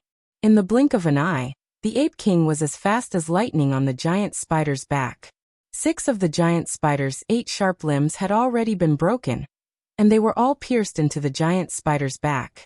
The giant spider knew that it was already at death's door, and it was scared out of its wits. It used all of its skills to roll around in the sky. The Ape King let it do whatever it wanted, and its red hair fluttered majestically as if it had roots under its feet. It broke off another 2 limbs, pierced one into the giant spider's back, and held the other in its hand. It then flashed to the joint between the giant spider's head and neck. Yu Qianqiu's eyes flickered, and he knew that the Ape King was going to give the giant spider the final fatal blow. His gaze suddenly swept past the spider eggs that were like yellow leather balls stuck on the giant spider's abdomen, and he immediately shouted, "Ape King, don't destroy the spider eggs on her abdomen. I still have use for them." The Ape King's red hair fluttered in the wind. He looked very tall and sturdy. He glanced at him and raised his hand to stab down. With a kacha sound, the stab directly pierced into the gap between the spider's head and neck. The stab almost caused the spider's entire head to fall off. The giant spider's back had already been pierced 7 times, and with the fatal blow on its neck, the screeching sound was immediately cut off. The Ape King then bent its body and stretched out its wide palm to break the edge of the giant spider's carapace on the back of its neck. It flipped the giant spider over in the air, and it lifted the giant spider with a single palm before flying toward the flaming mountain at high speed. Yu Qianqiu chuckled and immediately flew after it. When the 2 of them returned to the flaming mountain, they immediately landed in front of the biggest cave on the mountainside. The giant spider's dead body was supported by 8 broken limbs on the ground. The Ape King walked out from under the broken limbs, and it looked at Yu Qianqiu. The red-furred and armored apes on the great flaming mountain immediately brandished the metal spears in their hands and roared excitedly when they saw the great Ape King's bravery. However, they were stopped by the great Ape King with a wave of his hand. Yu Qianqiu walked around the dead spider a few times while clicking his tongue. He even crawled under the spider's huge body to take a look. Because the spider's 8 limbs were a few meters long, there was enough space underneath. The Ape King's gaze followed him all the time. He couldn't figure out if this person was a friend or foe. However, Yu Qianqiu's calm attitude made him even more wary. He was really unfathomable. After circling a few rounds, Yu Qianqiu jumped onto the giant spider's belly, which was facing the sky. There were thousands of spider eggs stuck on its belly. Each of them was yellow and as big as a fist, and they looked like rubber balls. Suddenly, Yu Qianqiu was attracted by something. He squatted down to take a look, and saw that there were small spiders swimming around in the slightly transparent spider egg. "Brother Ape." Yu Qianqiu squatted down and stretched his head out. He waved his hand and said, "Come up, I have something to ask." The Ape King's expression twitched, but it still came up. It asked with a vigilant gaze, "What are you trying to do?" Yu Qianqiu didn't mind the distance between him and the Ape King. He had always believed that relationships were nurtured. He stood up and pointed at the spider eggs. "Can these little guys still live?" The Ape King glanced at the thousands of spider eggs and said after a pause, "They have already formed in the eggs. I reckon that they will break out of the eggs soon. As long as they don't cause too much damage and are removed carefully, they should be able to survive." "Is that so?" Yu Qianqiu squatted down again. He hugged a spider egg with both hands and started to play with it carefully. At first, he was worried that the spider egg was too fragile and would break. Later on, he realized that his worries were completely groundless. This thing could withstand the battle between the big spiders and the Ape King without breaking. Its skin was extraordinarily tough. He plucked one and held it in his hands. He looked at it against the sunlight for a while. The small spider inside was soaked in a ball of liquid, and was happily waving its claws around. Yu Qianqiu immediately sent it into Utopia, and quickly picked up the other spider eggs. "You want to hatch these spiders?" The Ape King stared at his actions and said with a frown, "These spiders are naturally ferocious. In addition, their shells are hard, and they have sharp claws and teeth. They don't have any natural enemies. Once they breed on a large scale, it will be a disaster for other animals. A long time ago, our fire ape race suffered from their cruelty. If they encounter a situation where there isn't enough food, they will even kill each other and eat each other. It can be said that they are innately ferocious. They shouldn't exist in this world." Yu Qianqiu, who had already picked up most of the spider eggs, turned to look at the Ape King. He finally knew why the Ape King was so ruthless toward the temple rainbow spiders. Other than the fact that their shells could be used to forge things, it was also because of their racial hatred. He coughed and waved his hand. He sighed and said with pity, "The hatred of the previous generation shouldn't be passed on to the next generation. The children are innocent. Don't worry, I'll discipline them well. I won't let them come out and cause trouble again." After saying that, he continued to pick up the remaining spider eggs. His words sounded nice, but no one knew if he really wanted to discipline these small spiders and not let them come out and cause trouble, or if he wanted to domesticate these small spiders to cause trouble. God knew when he had become so compassionate. The Ape King was speechless after hearing what he said. It wanted to stop him, but it wasn't confident at all. It could only watch as Yu Qianqiu picked up all the spider eggs. Yu Qianqiu, who had a small harvest, jumped down from the big spider's abdomen after he was done. He waved at the Ape King and said, "Brother Ape, come down first." The Ape King jumped down in confusion. It saw Yu Qianqiu twisting one of the spider's broken legs that was propping itself up. With a bang, the big spider's body instantly flipped to the ground. Yu Qianqiu jumped onto the big spider's back.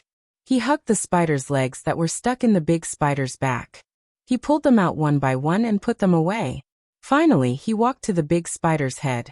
He used his hand as a knife and covered it with a layer of purple light. With a swing of his hand, he cut off the big teeth in the spider's mouth. This scene made the Ape King suck in a cold breath. It was terrified. He was well aware of the toughness of the Divine Temple Rainbow Spider's carapace, especially the teeth on the head and the 8 legs, which were incomparably hard. Who would have thought that with a wave of Yu Qianqiu's hand, he would actually cut off the teeth like a knife cutting through tofu? Just how high was this person's cultivation? The Ape King's eyes flickered. It locked onto the purple light on Yu Qianqiu's palm. It fell into deep thought. It had already guessed that it was because of that purple light. After Yu Qianqiu was done, he rubbed his hands together excitedly. He pointed at the spider's body that had lost its legs and teeth, and looked like a ball of meat. He said, "Brother Ape, I don't want the carapace on this fellow. It should be enough for you to refine armor. Bullsh *t. The best things have been taken away by you." The Ape King was speechless. He gave a perfunctory hum in a protesting tone. He didn't express any opinion. He hoped that this fellow who came out of nowhere would leave as soon as possible. However, Yu Qianqiu's awareness was not very high sometimes. He stared at the Ape King from head to toe as if he was very familiar with him. Actually, the Ape King's appearance was filled with a first-class manly aura. He had thick eyebrows, big eyes that were bright and full. His face shape was generous, his cheekbones were plump, and his lips were thick. He gave off a feeling of righteousness. The only flaw was the stubble on his chin. However, it made him look more manly. Especially when a gust of wind blew his red hair on his burly figure, he gave off a feeling that he was a man of indomitable spirit. If he were to be compared with Nongzhu, he definitely wouldn't be as handsome as Nongzhu. However, Yu Qianqiu preferred to look at men like the Ape King. The Ape King was the kind of man that exuded manliness. If he were to be placed in the human world, he would be a man that women would go crazy for. "What do you want?" The Ape King frowned. The other party's gaze kept sizing up his vest and boots, causing him to suspect that after the other party took away the good things on the Temple Rainbow Pearl, he had also taken a fancy to the things on his body. Sure enough, after Yu Qianqiu laughed awkwardly for a while, he pointed to the metal vest on his body and said, "I've long heard that Brother Ape is good at forging things. I wonder if you can take off your armor for me to see? There's nothing to look at if it's a shoddy job." Although the Ape King said this, he was a little proud in his heart. No one in the ruins of God would study this thing. Fighting or anything like that depended on one's cultivation and talent. He had only accidentally seen a human who had entered the ruins of God using the earth fire to refine an artifact. Out of curiosity, he had the heart to study it, and gradually, he had found some ways to do so. "Brother Ape, could it be that you're afraid that I'll take away what you love?" "Don't worry, I'm just taking a look." Yu Qianqiu patted his chest and guaranteed. The Ape King was no longer stingy. With a complacent heart, he took off his vest and handed it over to Yu Qianqiu. Yu Qianqiu smiled as he extended his hand to receive it. He discovered that it was extremely heavy in his hand, so heavy that it was hard to believe. He accidentally fell to the ground with a clang sound, directly smashing a small hole in the ground. When this incompetent performance fell into the eyes of the fire ape who was watching from the mountain, it immediately caused a burst of wild laughter. The Ape King was also slightly startled. He felt that with the other party's cultivation, he shouldn't be unable to even lift this thing. Yu Qianqiu did not mind the ridicule around him. He did not care about his face to the point of arguing with a group of monkeys. It was not that he could not lift it, it was just that he had been careless for a moment. He did not expect that a thin vest would actually weigh 10,000 kilograms. Compared to the ratio of volume and weight, this was the heaviest thing he had seen other than the divine sword. A trace of surprise flashed across Yu Qianqiu's face. He then casually waved his hand towards the ground, and the maroon mountain rocks surged out like a fountain, directly arching up to a waist-high conical mound. On top of it was the light golden metal vest. The surrounding fire ape's mocking laughter immediately stopped, and the Ape King's gaze also continuously sized up the rising mound. Chapter 941. Yu Qianqiu was not in the mood to care about what they thought. He circled around the vest and looked at it, touching it. The reason why he had agreed to meet the Ape King was because he had heard from her that the Ape King was good at forging things. That was why he had come. There was no other reason. He now had the intention to create a batch of excellent weapons and equipment for the Utopia army under him. With Chun Feng's refining skills, he could no longer keep up with everyone's improvement speed. Actually, this was not the most important thing. He would never look down on his brothers for having low standards. If their standards were low, he could think of ways to get resources to help them improve. However, Chun Feng had already deteriorated. He was a completely different person from the Chun Feng who looked at life with a smile. He had been ruined by that seemingly pure and cute woman who was now hateful. He had discovered a few times that Xiao Wanqing was stirring up trouble, and even sowing discord in front of Chu Ping. He almost could not help but kill her. The entire Utopia was under his control. If he really wanted to pay attention, nothing would be able to hide from him. However, he tolerated it for Chun Feng's sake. After all, Chun Feng was his first brother. If he did not take the final step, he was still a person of flesh and blood. He could not do that. Secondly, he was the one who had made the union between the two of them back then. If there was a mistake, he would also bear a lot of responsibility. He could not ruin Chun Feng's life and then kill him just because he did not like him. He could only hope that some people would behave themselves and give them enough time to consider themselves. They would not drift apart. Even if they could not get along in the end, it would be fine if they went their separate ways. Some things were not good to be ruthless. That would hurt both sides. There was another important reason. He also wanted to make use of Xiao Wanqing to see if Chu Ping could pass the test. Cultivation was endless. Apart from feelings, everyone was going to spend the rest of their lives together. If she did not act like a mistress, she would only cause trouble in the backyard.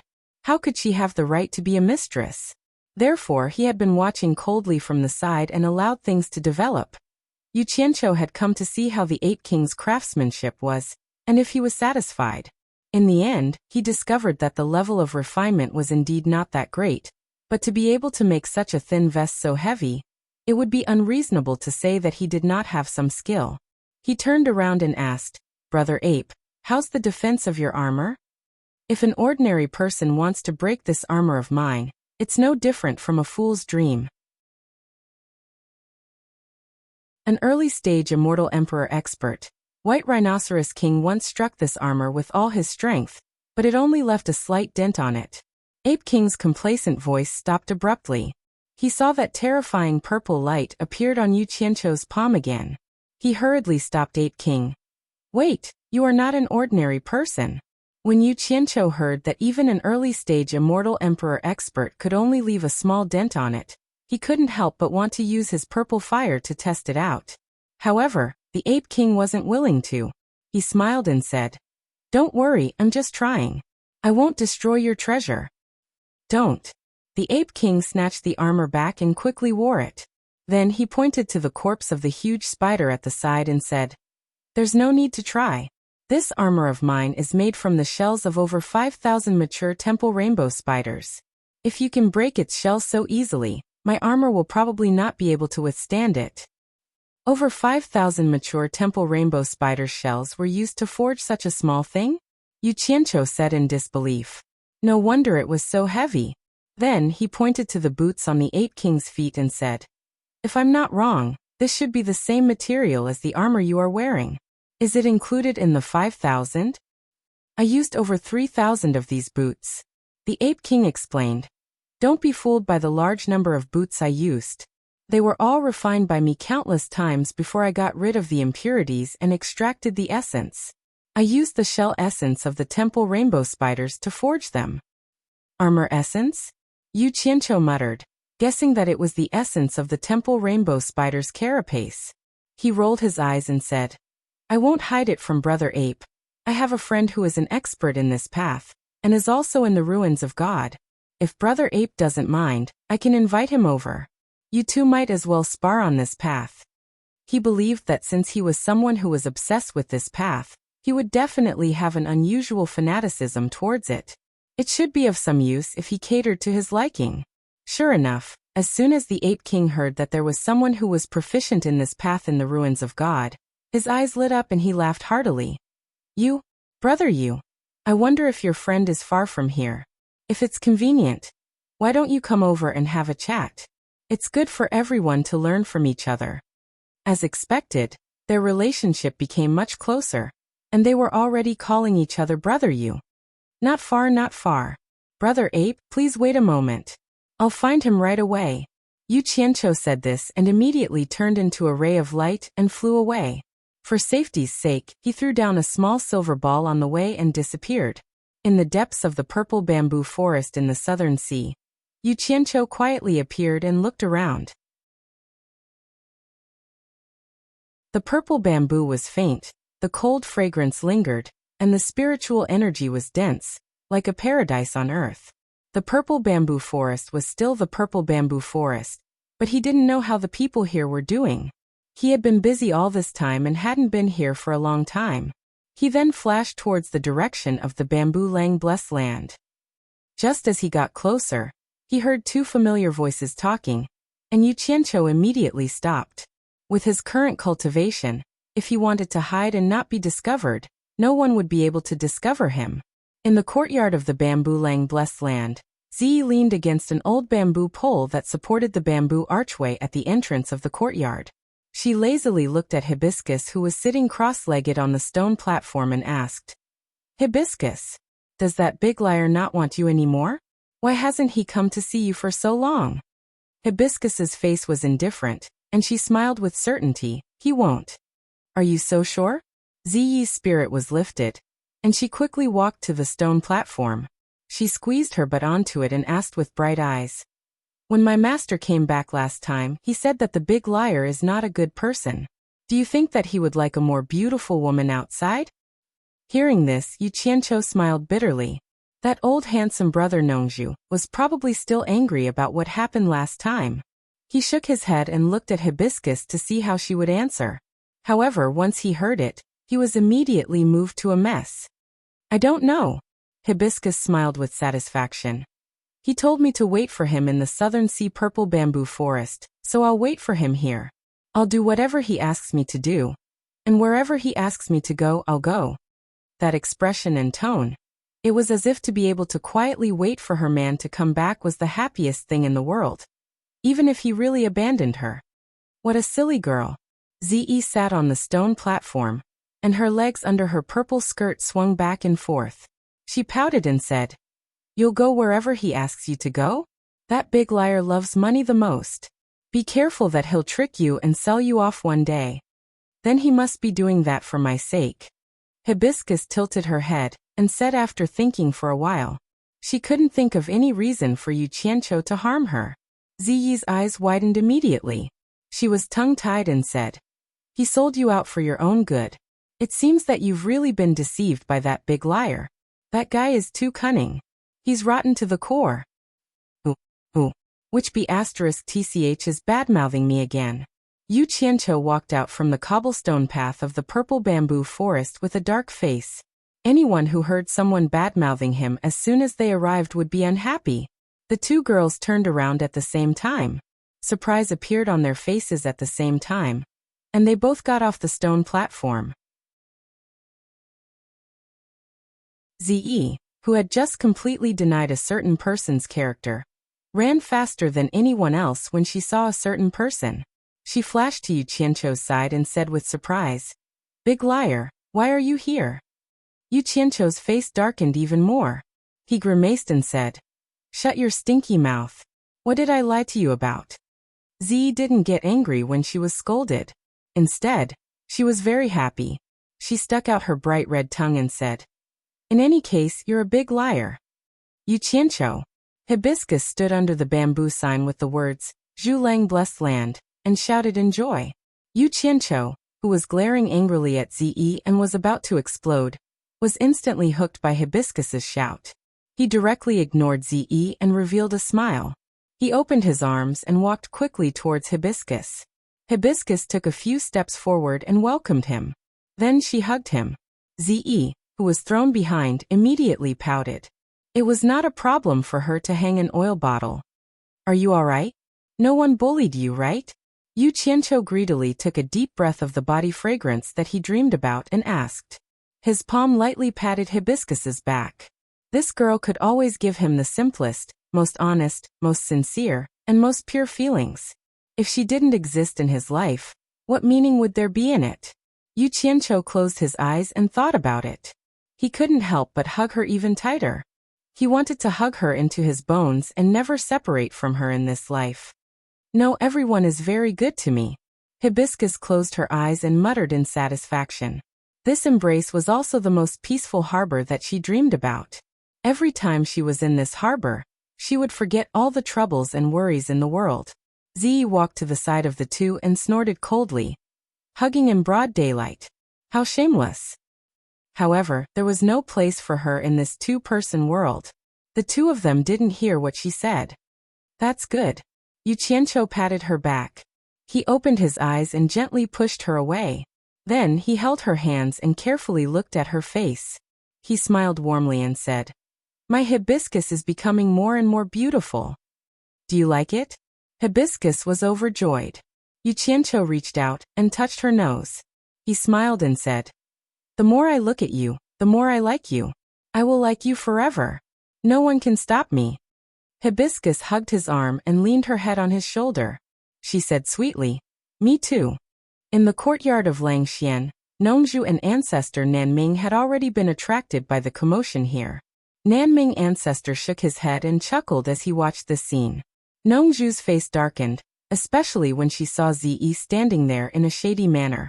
Her face darkened and she immediately shouted, "Sect leader Yu, busy man Yu, why are you so free to visit my tiny purple bamboo forest in the southern sea today?"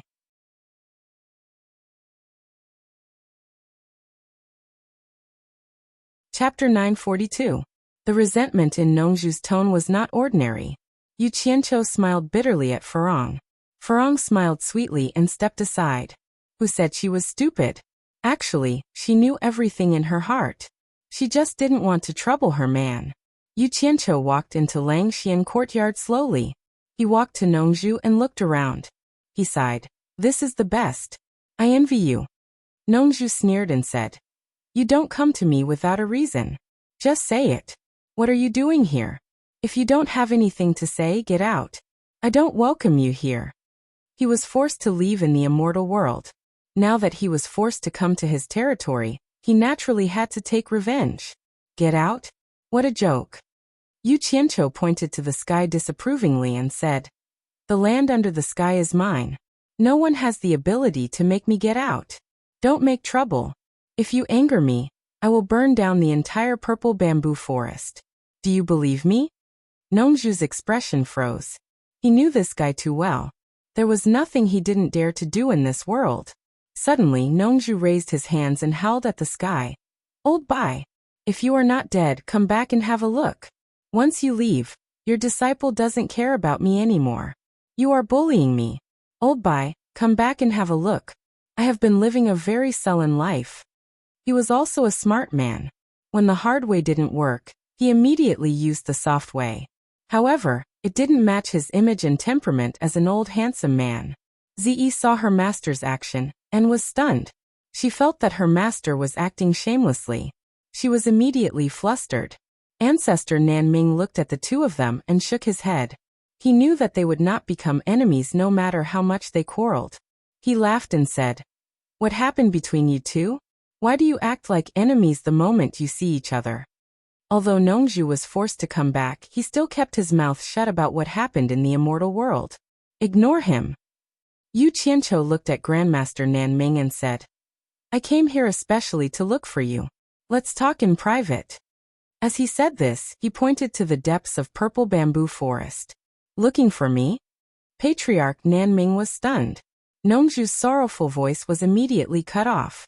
She looked at Yu Qianqiu curiously and interrupted. "You came all the way to Nanming? Did something happen?" Yu Qianqiu thought about it and felt that there was no need to hide this matter from Nongju. He immediately set up a soundproof enchantment to cover the three of them. He looked at Nongju and said, "Senior Nongju, do you still remember the Divine Ruin Realm?" Grandmaster Nanming looked a little confused. He did not know about the Divine Ruin Realm. Nongju asked curiously, "I remember. Why?" "Then I'll have to trouble Senior Nongju to tell Senior Nanming about what happened in the Divine Ruin Realm and the Immortal World," Yu Qianqiu said with a solemn expression.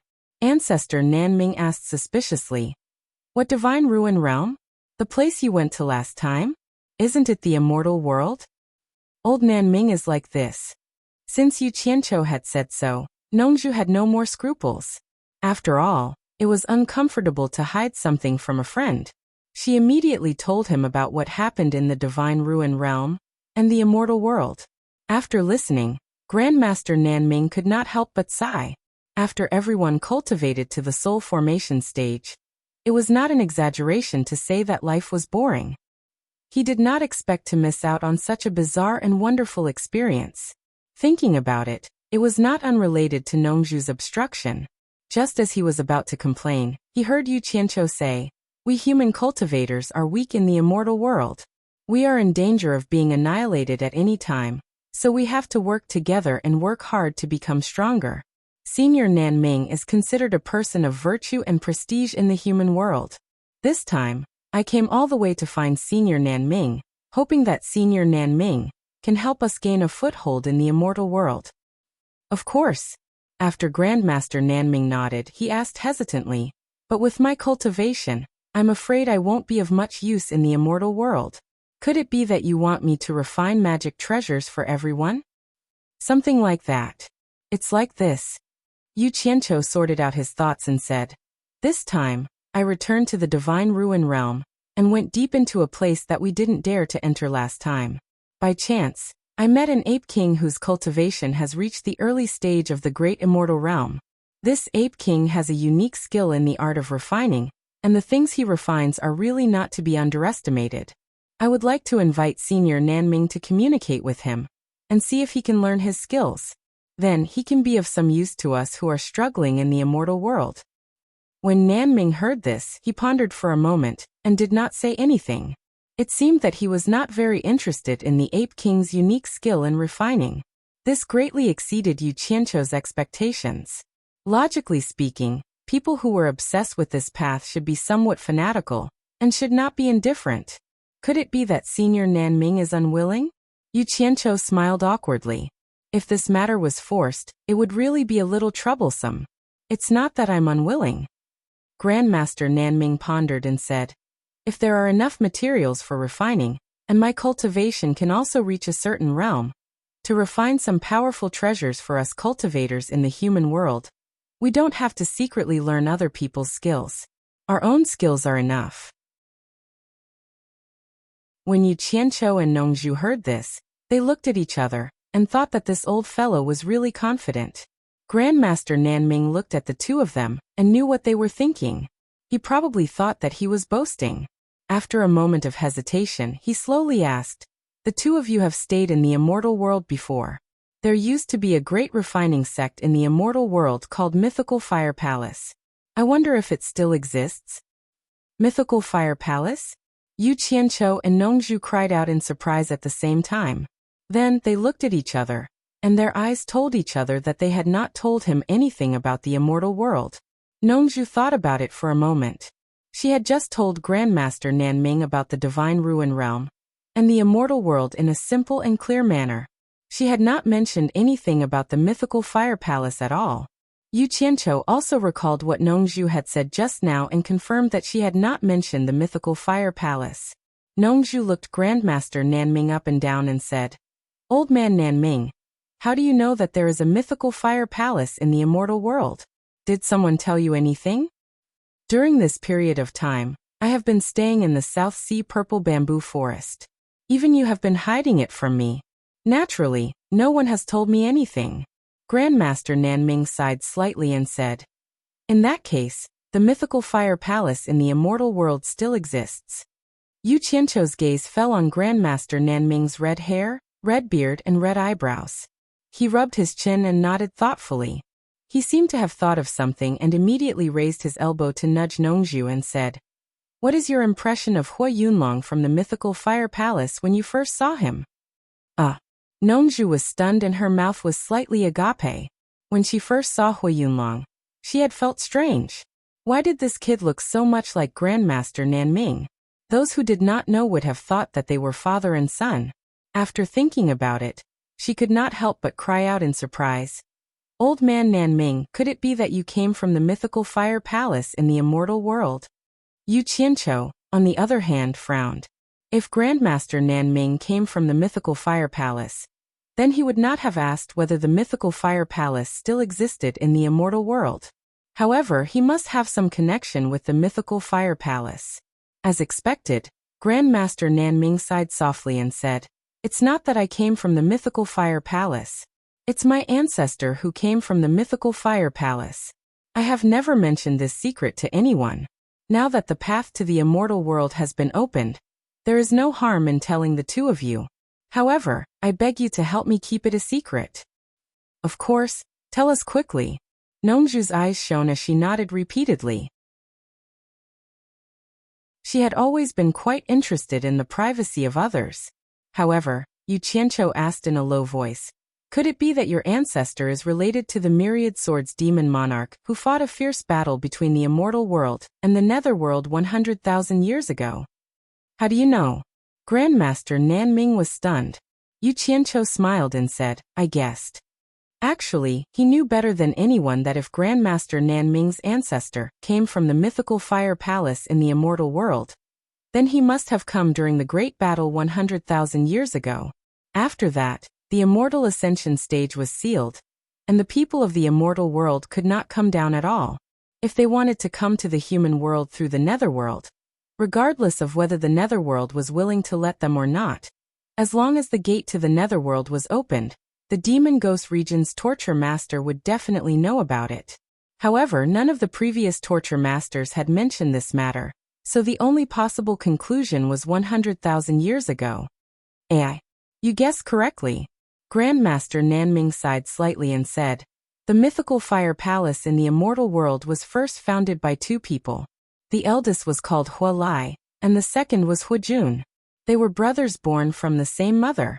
After the founding of the mythical fire palace, the eldest Hua Lai was called the Grand Palace Lord, and the second Hua Jun was called the Second Palace Lord. Then the Myriad Swords demon monarch appeared out of nowhere. Immortal Emperor Jin Tai and Emperor of the Underworld Bai Qi joined forces to fight, but they still could not defeat him. Hence, they each gathered people from both worlds to fight against the Myriad Swords demon monarch. The high-ranking sects in the immortal world all received an order from the immortal palace. Each sect had to send a person with the highest cultivation other than the sect master to participate in the battle, or else they would be severely punished. Nongzhu shook her head and said, "I don't know what the immortal emperor was thinking. The people with the highest cultivation in the immortal world were naturally the sect masters. Wouldn't it be better to just ask them to participate in the battle? They would be more useful." "I don't know about this. The ancestors' records didn't explain this," Grandmaster Nanming said. Yu Qianqiu pondered and said, "The situation at that time was already very dangerous. Everyone knew how powerful the Demon Lord of Swords was. They all knew that fighting with him was no different from sending themselves to death. If the Immortal Emperor directly summoned the sect masters to participate in the battle, it might have the opposite effect. Don't think that the people in the immortal world are good people. They will submit to whoever's fist is harder. At that time, the Demon Lord of Swords was the most powerful. If Jin Tai sent the sect masters to their deaths, then the sect masters might turn around and help the Demon Lord of Swords to fight Jin Tai.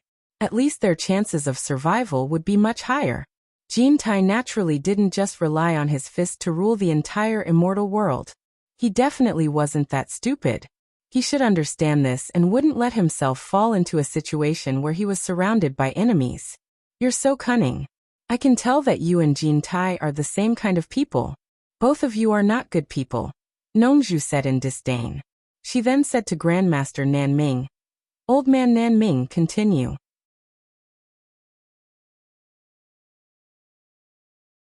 Chapter 943. Old Ancestor Nan Ming nodded and said, The Immortal Palace's request is to send the person with the highest cultivation other than the sect leader to participate in the war. This request is not a problem for other sects, but for the Mythical Fire Palace, it is a big problem.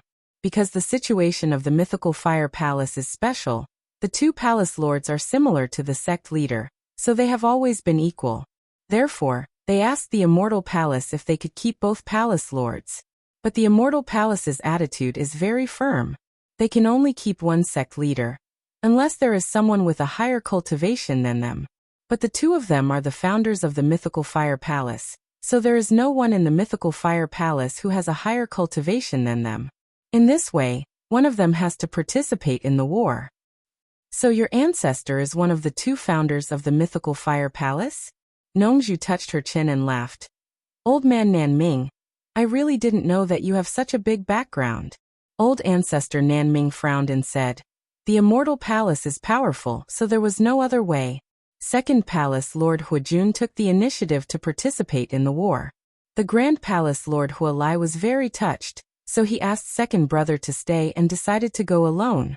Anyway, both of them are in the early Immortal Emperor stage, so it doesn't matter who stays.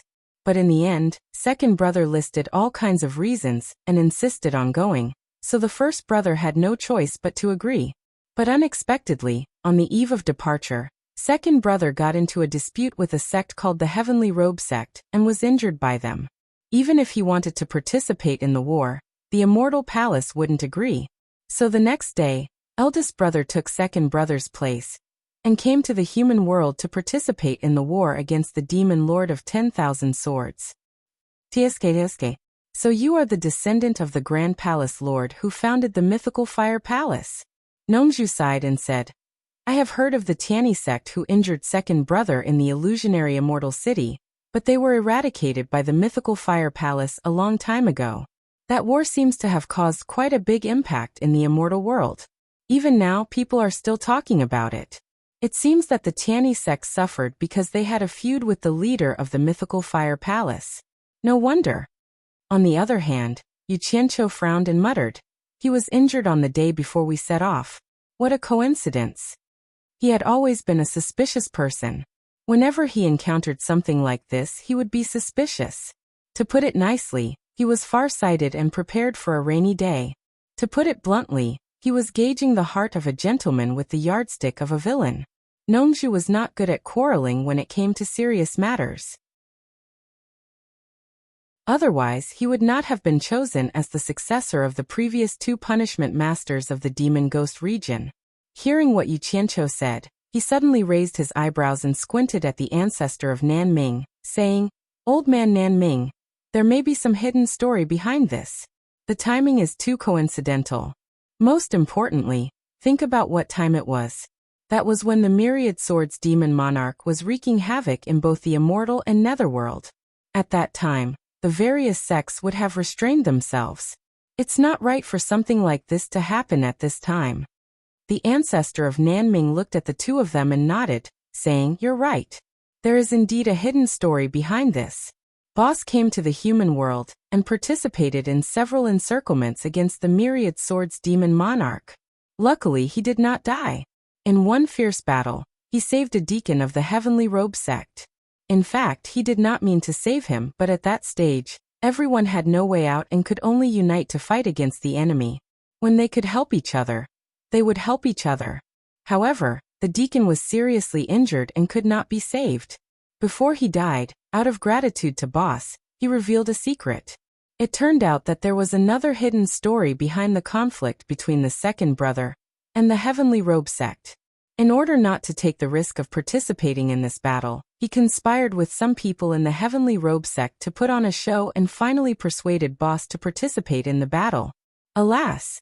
That deacon of the Heavenly Robe sect was one of the people involved in the show. Nongju sighed and shook her head, saying, "Alas! Boss must be heartbroken after knowing this. It must not feel good to be schemed against by one's own brother.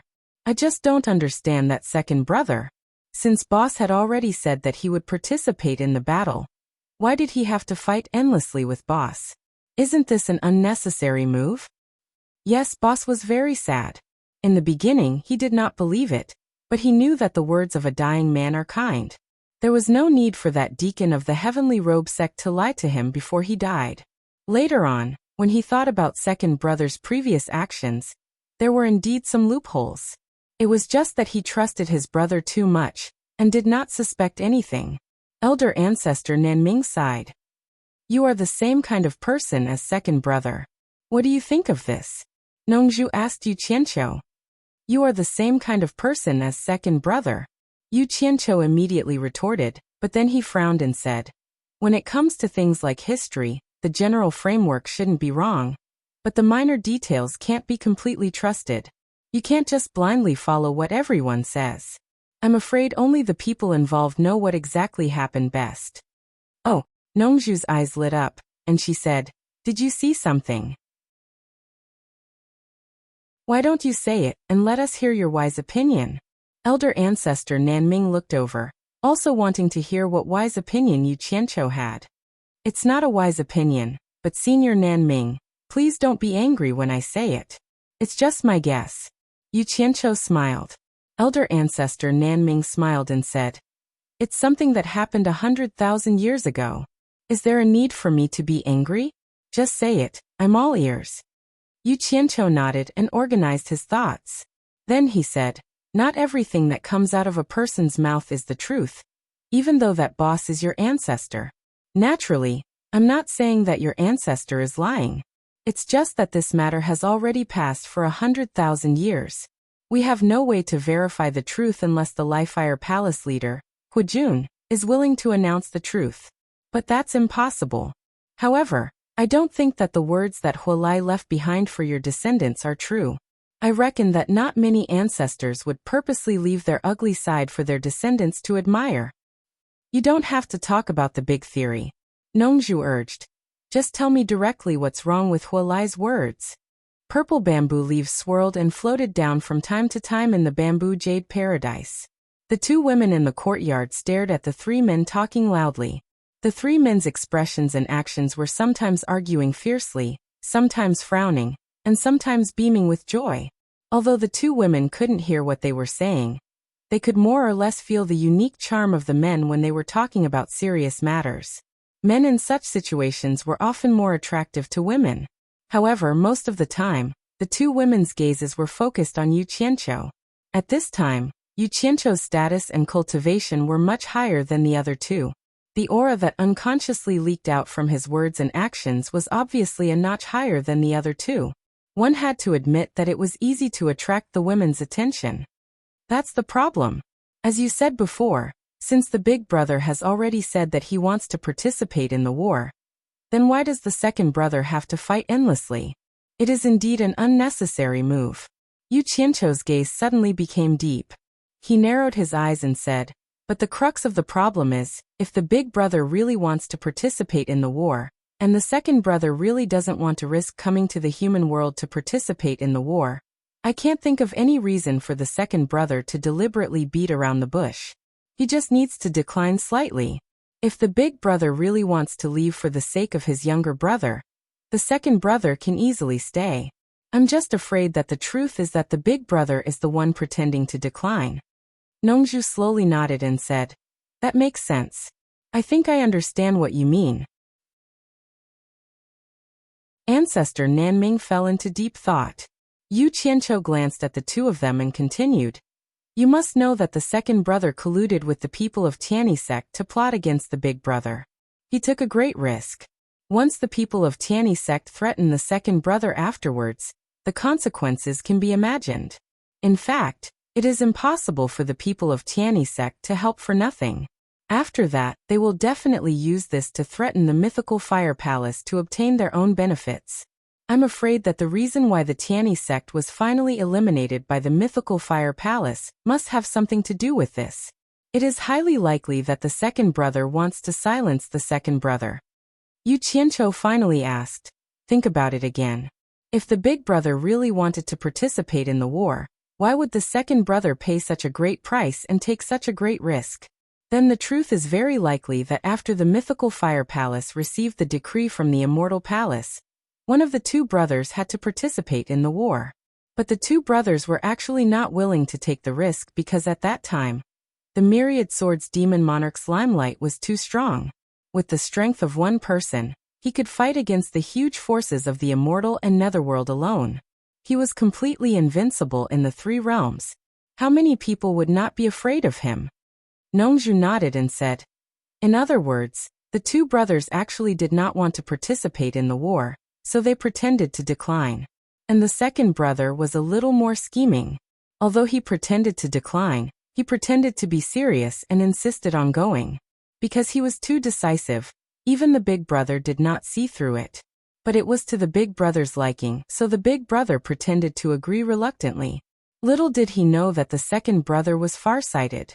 In order to save his life, he played a dirty trick at the critical moment. The big brother was fooled just like that. He did not even know that he was betrayed by his own brother. Instead, he shed tears of gratitude and went to participate in the war. Who knew that after that, he accidentally found out the truth in the human world? I guess he was almost mad at that time. Who knows how he made up his second brother in his last words? After the analysis, he turned to old ancestor Nanming and asked, "Old man Nanming, did your big brother's ancestor's last words scold the second brother to be worse than a pig or a dog?" Old ancestor Nanming was speechless. Although he did not know whether the analysis of the two fellows was right or wrong, it was indeed very possible. And the ancestor's last words were indeed as Nongzhu said, scolding the current mythical fire palace's sect leader Huijun to be worse than a pig or a dog, and was very shameless. Seeing that old ancestor Nanming's face did not look too good, Yu Qianqiu kindly comforted him. "Senior Nanming, actually, you may not be happy to hear this. Although the second brother is unscrupulous, it is obvious that his strategy is better than the big brother's. The current mythical fire palace's sect leader Huijun's cultivation has reached the intermediate immortal emperor stage. He is one of the top experts in the immortal world. The mythical fire palace can stand tall in the immortal world where thousands of sects fight against each other, and its strength can even be ranked at the top, all thanks to sect leader Huijun's contributions. To put it bluntly, if the mythical fire palace was controlled by the big brother, it might not be where it is today. Maybe it would have collapsed long ago. 100,000 years. That is not a small amount of time. There are countless sects in the immortal world that have declined and been annihilated.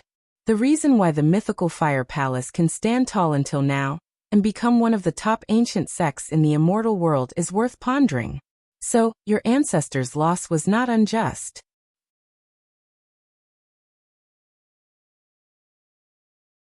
Chapter 944. Yes. Nongzhu nodded and said, "Second brother is really good. Not only did he retreat before advancing, but he also played a trick to confuse big brother. He even cried and shouted to go with us. Big brother is really touched by this brotherly love. Unfortunately, there was an accident. The eldest brother didn't expect that it was his beloved younger brother who was playing dirty. Therefore, the eldest brother was willing to die without any complaints. If the eldest brother didn't happen to know the truth, perhaps he would still remember the brotherly relationship until the day he died. Tizketefe. Second brother is really powerful. No wonder mythical fire palace can survive for so long. I say, old man Nanming, don't be angry anymore. After all, if you count your ancestors' generation, you and the current mythical fire palace sect leader Huijun are the same ancestor. The matter has already passed for so long, let the past be in the past. Did I say what I'm complaining about? The Nanming ancestor didn't know whether to laugh or cry. He didn't know why these two fellows were consoling him here.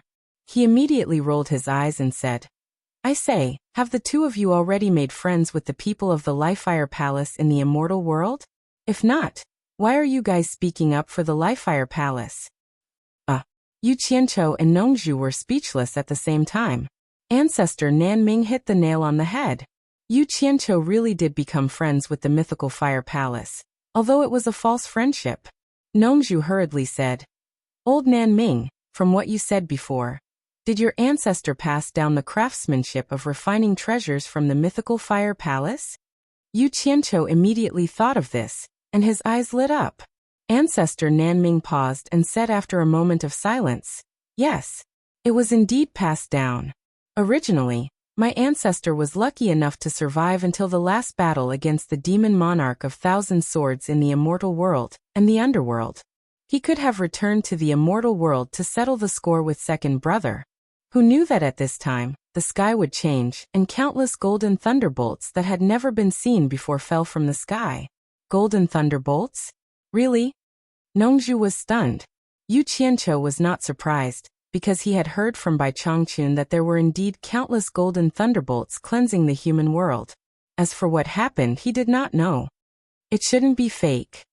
Grandmaster Nanming recalled and said, My ancestor's last words said that the power of that golden thunderbolt was very strong. It almost killed all the experts of the immortal realm and the netherworld who were wandering in the mortal world.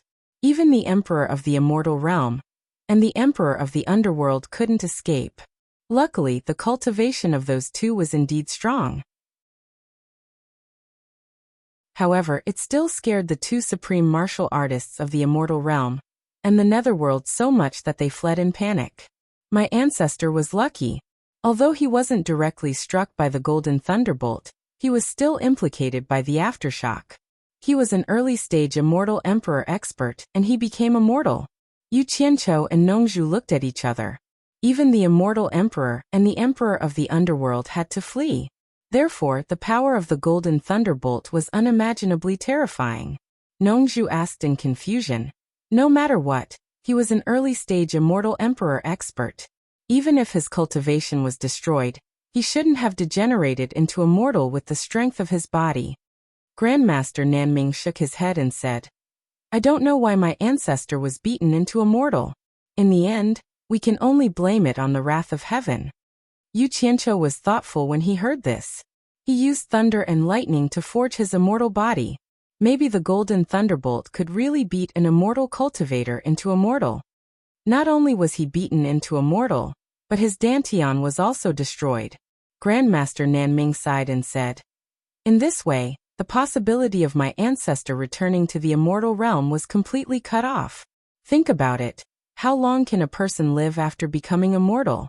The limit of his lifespan became the biggest problem. My ancestor felt that death was approaching step by step, but he was still unwilling. He married a wife and had children in the mortal world.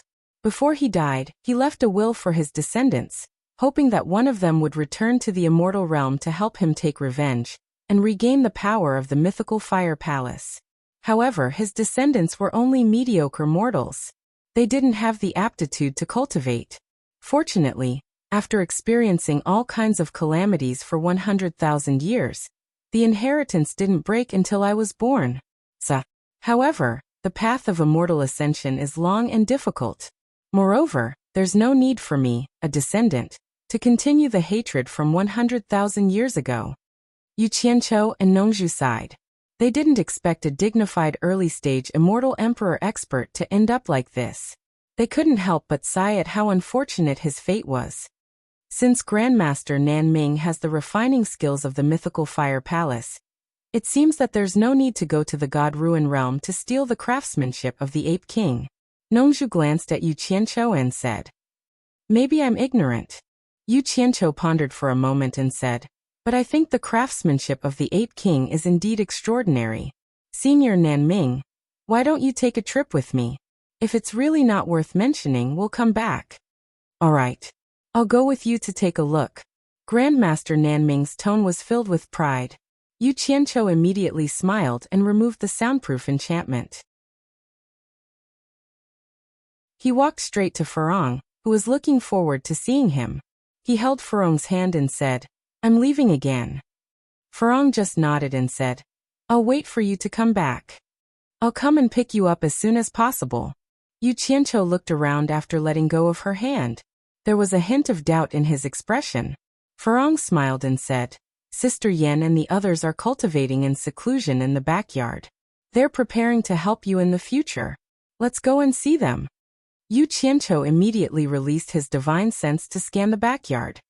He saw that Yen Yu and the Enchantress of 100 Charms were sitting cross-legged in a row of quiet bamboo houses in the backyard, concentrating on cultivating.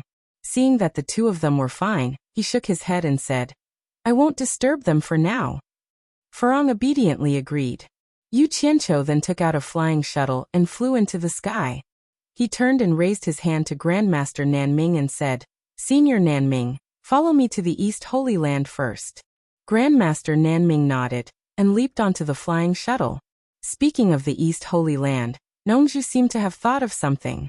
She asked in a flash, Why are you gathering all the cultivators who know how to refine pills to the East Holy Land? You'll know in the future. Yu Qianqiu cupped his hands and bid farewell. Zi, who had been ignored for a long time, suddenly shouted, Big liar, where are you going? Take me to play with you. Play with me on the bed? Are you coming? Yu Qianqiu rolled his eyes and ignored her. He teleported onto the flying shuttle and drove it away like a stream of light. Zi was so angry that she stomped her feet and cursed him for being a big liar. Nongzhu stared at Zi in a daze. She had 1,000 thoughts in her mind, but she didn't know what to say. She only felt bitterness in her mouth, and her whole body was filled with powerlessness. The current Yu Qianqiu was no longer the same as before. Nongzhu was completely powerless to control him. Although Zi liked him, she didn't know how to please a man. Yu Qianqiu was also someone who could be persuaded by reason, but not cowed by force. How was he supposed to fulfill his daughter's happiness? On the flying shuttle, Grandmaster Nanming was secretly speechless at Yu Qianqiu's cultivation. He felt that the speed at which Yu Qianqiu drove the flying shuttle seemed to be faster than a cultivator at the last stage of the soul formation realm. It was no wonder that he wanted to use the flying shuttle to carry him. Little did he know that if it wasn't for the fact that Yu Qianqiu didn't want to expose his ability to teleport between realms to too many people, he would have brought him to the Divine Ruin realm long ago. There was no need for him to come to the Eastern Holy Land. This was the first time Grandmaster Nanming visited the underground palace, left behind by the cultivators of the Netherworld. After learning that it was a teleportation formation, he didn't even have time to look at it in detail before the scene in front of him changed. He was in a dark and dense forest that covered the sky. Stepping on the thick rotten leaves, Grandmaster Nanming looked around at the unknown ancient trees around him and asked in shock, This is the Divine Ruin realm? Yes. Follow me. Yu Qianqiu called out, and dashed out of the forest. Grandmaster Nanming followed. Yu Qianqiu waved his arm, and pointed at the maroon mountain in the distance that was emitting black smoke. That is the great flaming mountain where the Ape King lives. It is indeed a good place to refine things, Grandmaster Nanming judged with the eyes of an expert. After Yu Qianqiu told him some things to take note of and avoid, the two of them dashed forward together. In a short while, they arrived in front of the cave at the mountainside of the Great Flaming Mountain. When someone barged in, the great strength fire apes in the various caves on the mountain immediately roared and roared. When they saw that it was Yu Qianqiu, they quieted down. It was Grandmaster Nanming's first time seeing the great strength fire apes, so he naturally couldn't help but take a few more glances. Yu Qianqiu was just about to call out to the Ape King when it was alarmed by the commotion outside the cave.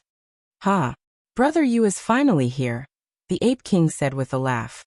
When it saw Grandmaster Nanming, it guessed that he should be the person that Yu Qianqiu mentioned. It couldn't help but size him up carefully. When it realized that he only had the cultivation of middle-stage deity transformation, it couldn't help but look a little doubtful. It wondered if this person was really an expert in this field. After Yu Qianqiu introduced the two of them, Grandmaster Nanming felt a little apprehensive. After all, it was his first time seeing a great immortal realm cultivator. His gaze lingered on the metal vest on the Ape King's body. It was probably the one that Yu Qianqiu mentioned. The Ape King then waved its hand toward the cave and said, "Please come in. Let me see Mr. Nanming's refining skills." Yu Qianqiu smiled and said politely, "We are guests, so how can we usurp the host's position? Brother Ape, you should let us see your superb skills first." He had made up his mind. If Grandmaster Nanming liked the Ape King's skills, then he would talk about it. If not, then he would not waste time and send Grandmaster Nanming back as soon as possible. All right. The Ape King waved its hand straightforwardly. "Please come in." It led the two of them into the cave. The cave was spacious enough to accommodate 7 to 8 people walking side by side at the same time. Waves of heat surged out from the inside. After walking for a short distance, there was a stone staircase that slowly led downwards.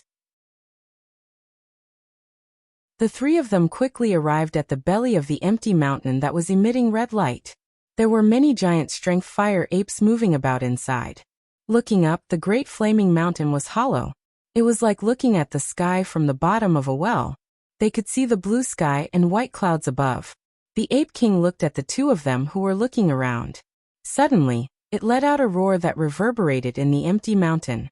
Immediately, as if it had issued a command, many running footsteps could be heard from the small caves around them. 2 giant strength fire apes carried the big spider's corpse out.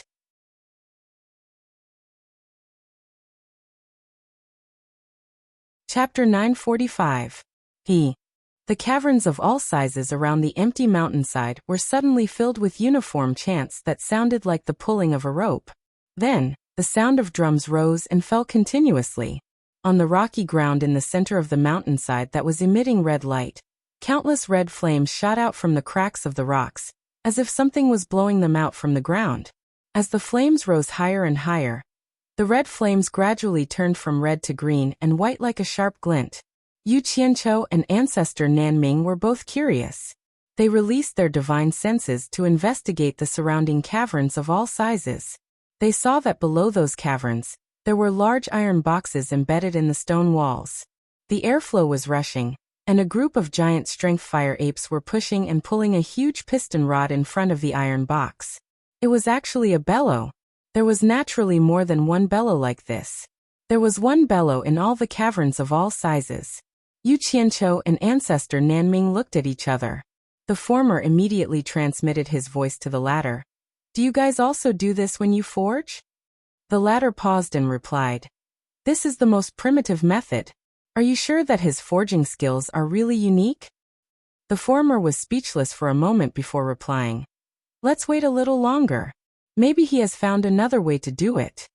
The two then saw the 2 giant strength fire apes carrying the huge spider's corpse suddenly throw something into the green and white blazing fire formation that was 100 meters in radius.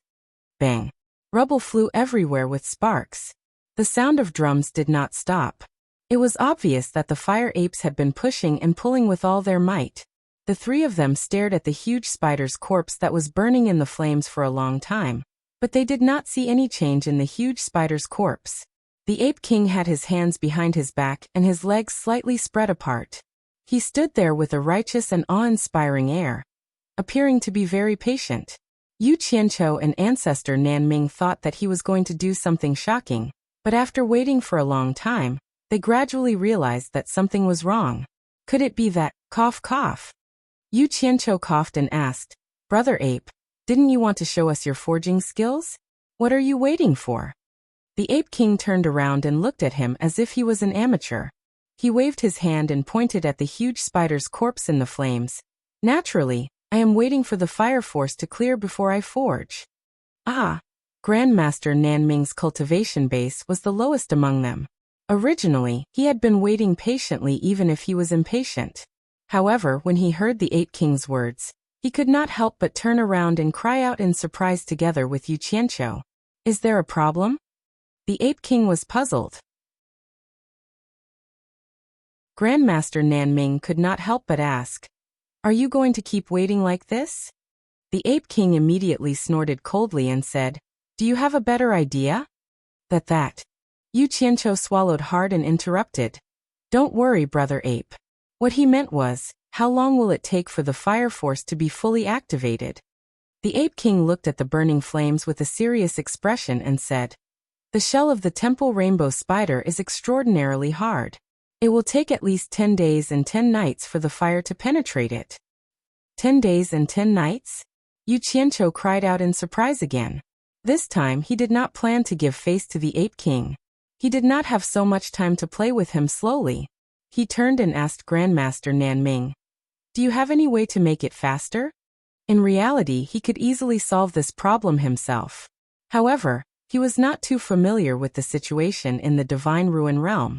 It was not convenient for him to take out the blue and purple flames to show off. It's very simple. Most master refiners will use some external objects to raise the temperature of the fire, such as using kerosene and the like. Grandmaster Nanming glanced at the Ape King, as if he was worried that he would be unhappy. When he saw that the Ape King was also listening attentively, he felt relieved and continued. However, true master refiners are more or less proficient in the arrangement of formations. This is because a good artifact has the existence of formations integrated into it. Whether a treasure is good or not, other than the key factor of raw materials, the fusion of the formation and the treasure is also very important. We usually see all kinds of miraculous effects from treasures, and this is all because of the formation. Because they are proficient in formations, most of them will set up a fire-gathering formation at the place of refinement, to condense the strongest fire temperature to speed up the smelting of the artifact. Yu Qianqiu nodded slightly and looked at the Ape King with a disdainful expression. He thought to himself, "Old monkey, look at him. This is a true master refiner. Just the theoretical knowledge that he talks about is already set after set. It's hard to not be convinced. Unlike you, who is still using such a primitive method." Formation? The Ape King was stunned. Back then, he had only unintentionally seen an ordinary cultivator forging things. What he saw was similar to an ordinary blacksmith forging iron. There was no way he could be compared to a blacksmith who was an expert in blacksmithing like the Nanming ancestor. In the endless months that followed, he had been fumbling around by himself. He had never come into contact with a master refiner like the Grandmaster Nanming, so it was not strange that he did not know. "Brother Ape, why don't you let Mr. Nanming help you set up a fire-gathering formation?"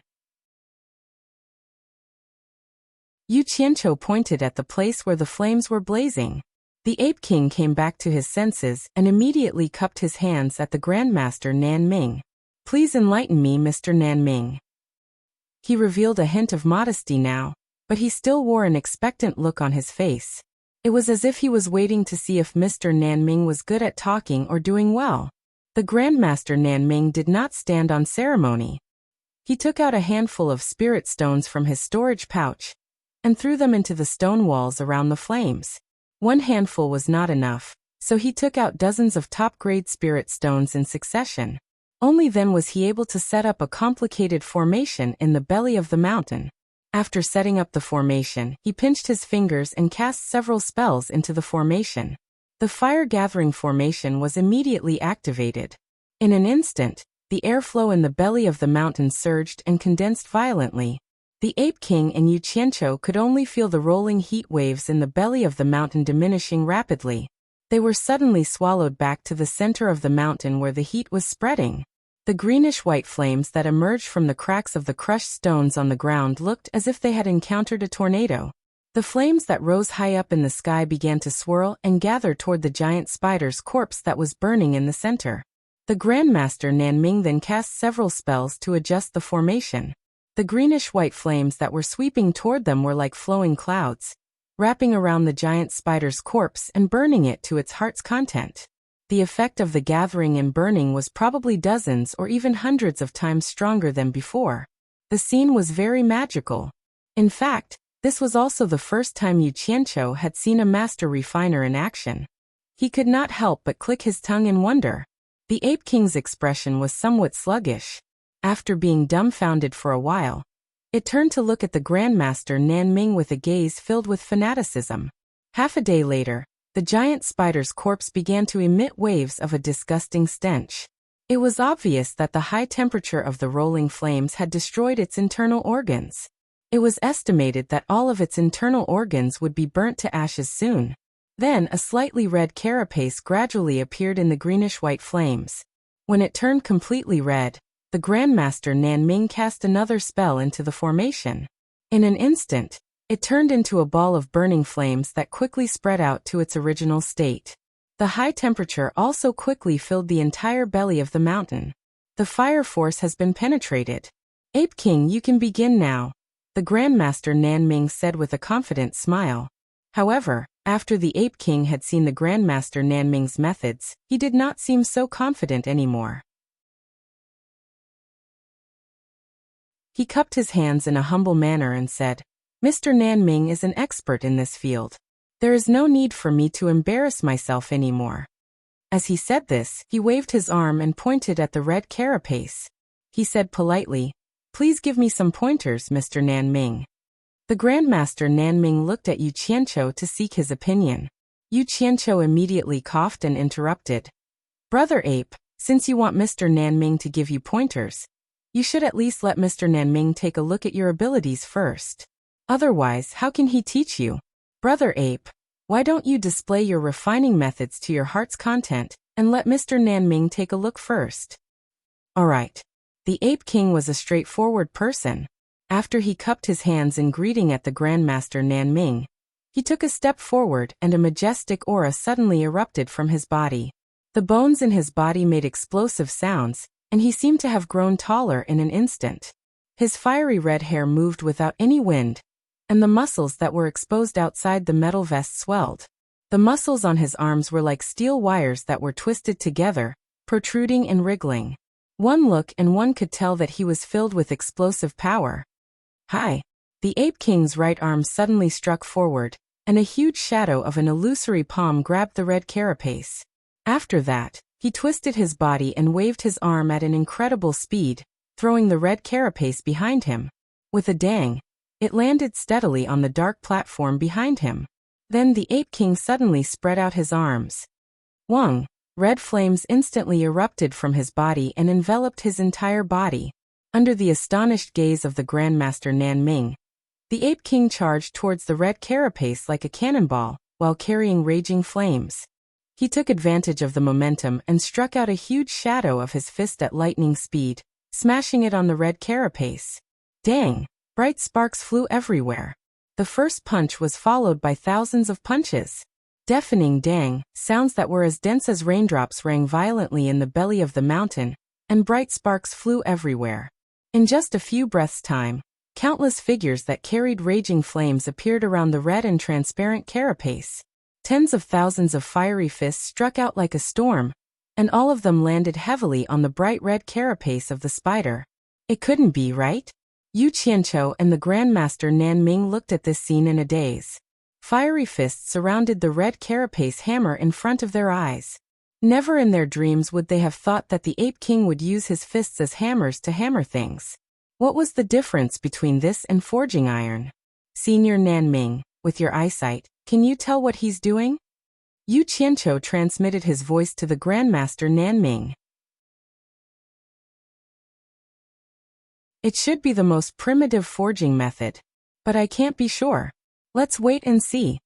After the Grandmaster Nanming replied, his pupils suddenly shrank, and he stared at the dark platform that was enduring the forging.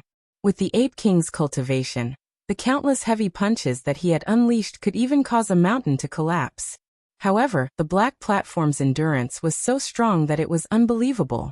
No matter how many punches were thrown at it, it would not budge. After another half a day, the bright red carapace of the spider finally began to shrink bit by bit under the bombardment of countless heavy punches.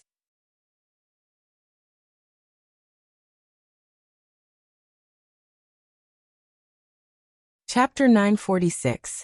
The strange thing was that after such a long time, the red color of the carapace should have gradually dimmed due to the heat dissipating. However, The spider's carapace didn't seem to be affected by the Ape King's concentrated attacks. Even after half a day had passed, it still maintained its bright red heat. Yu Qianqiu understood the reason after pondering for a while. It was probably related to the Ape King's blazing fists and the raging flames that surged out of its body.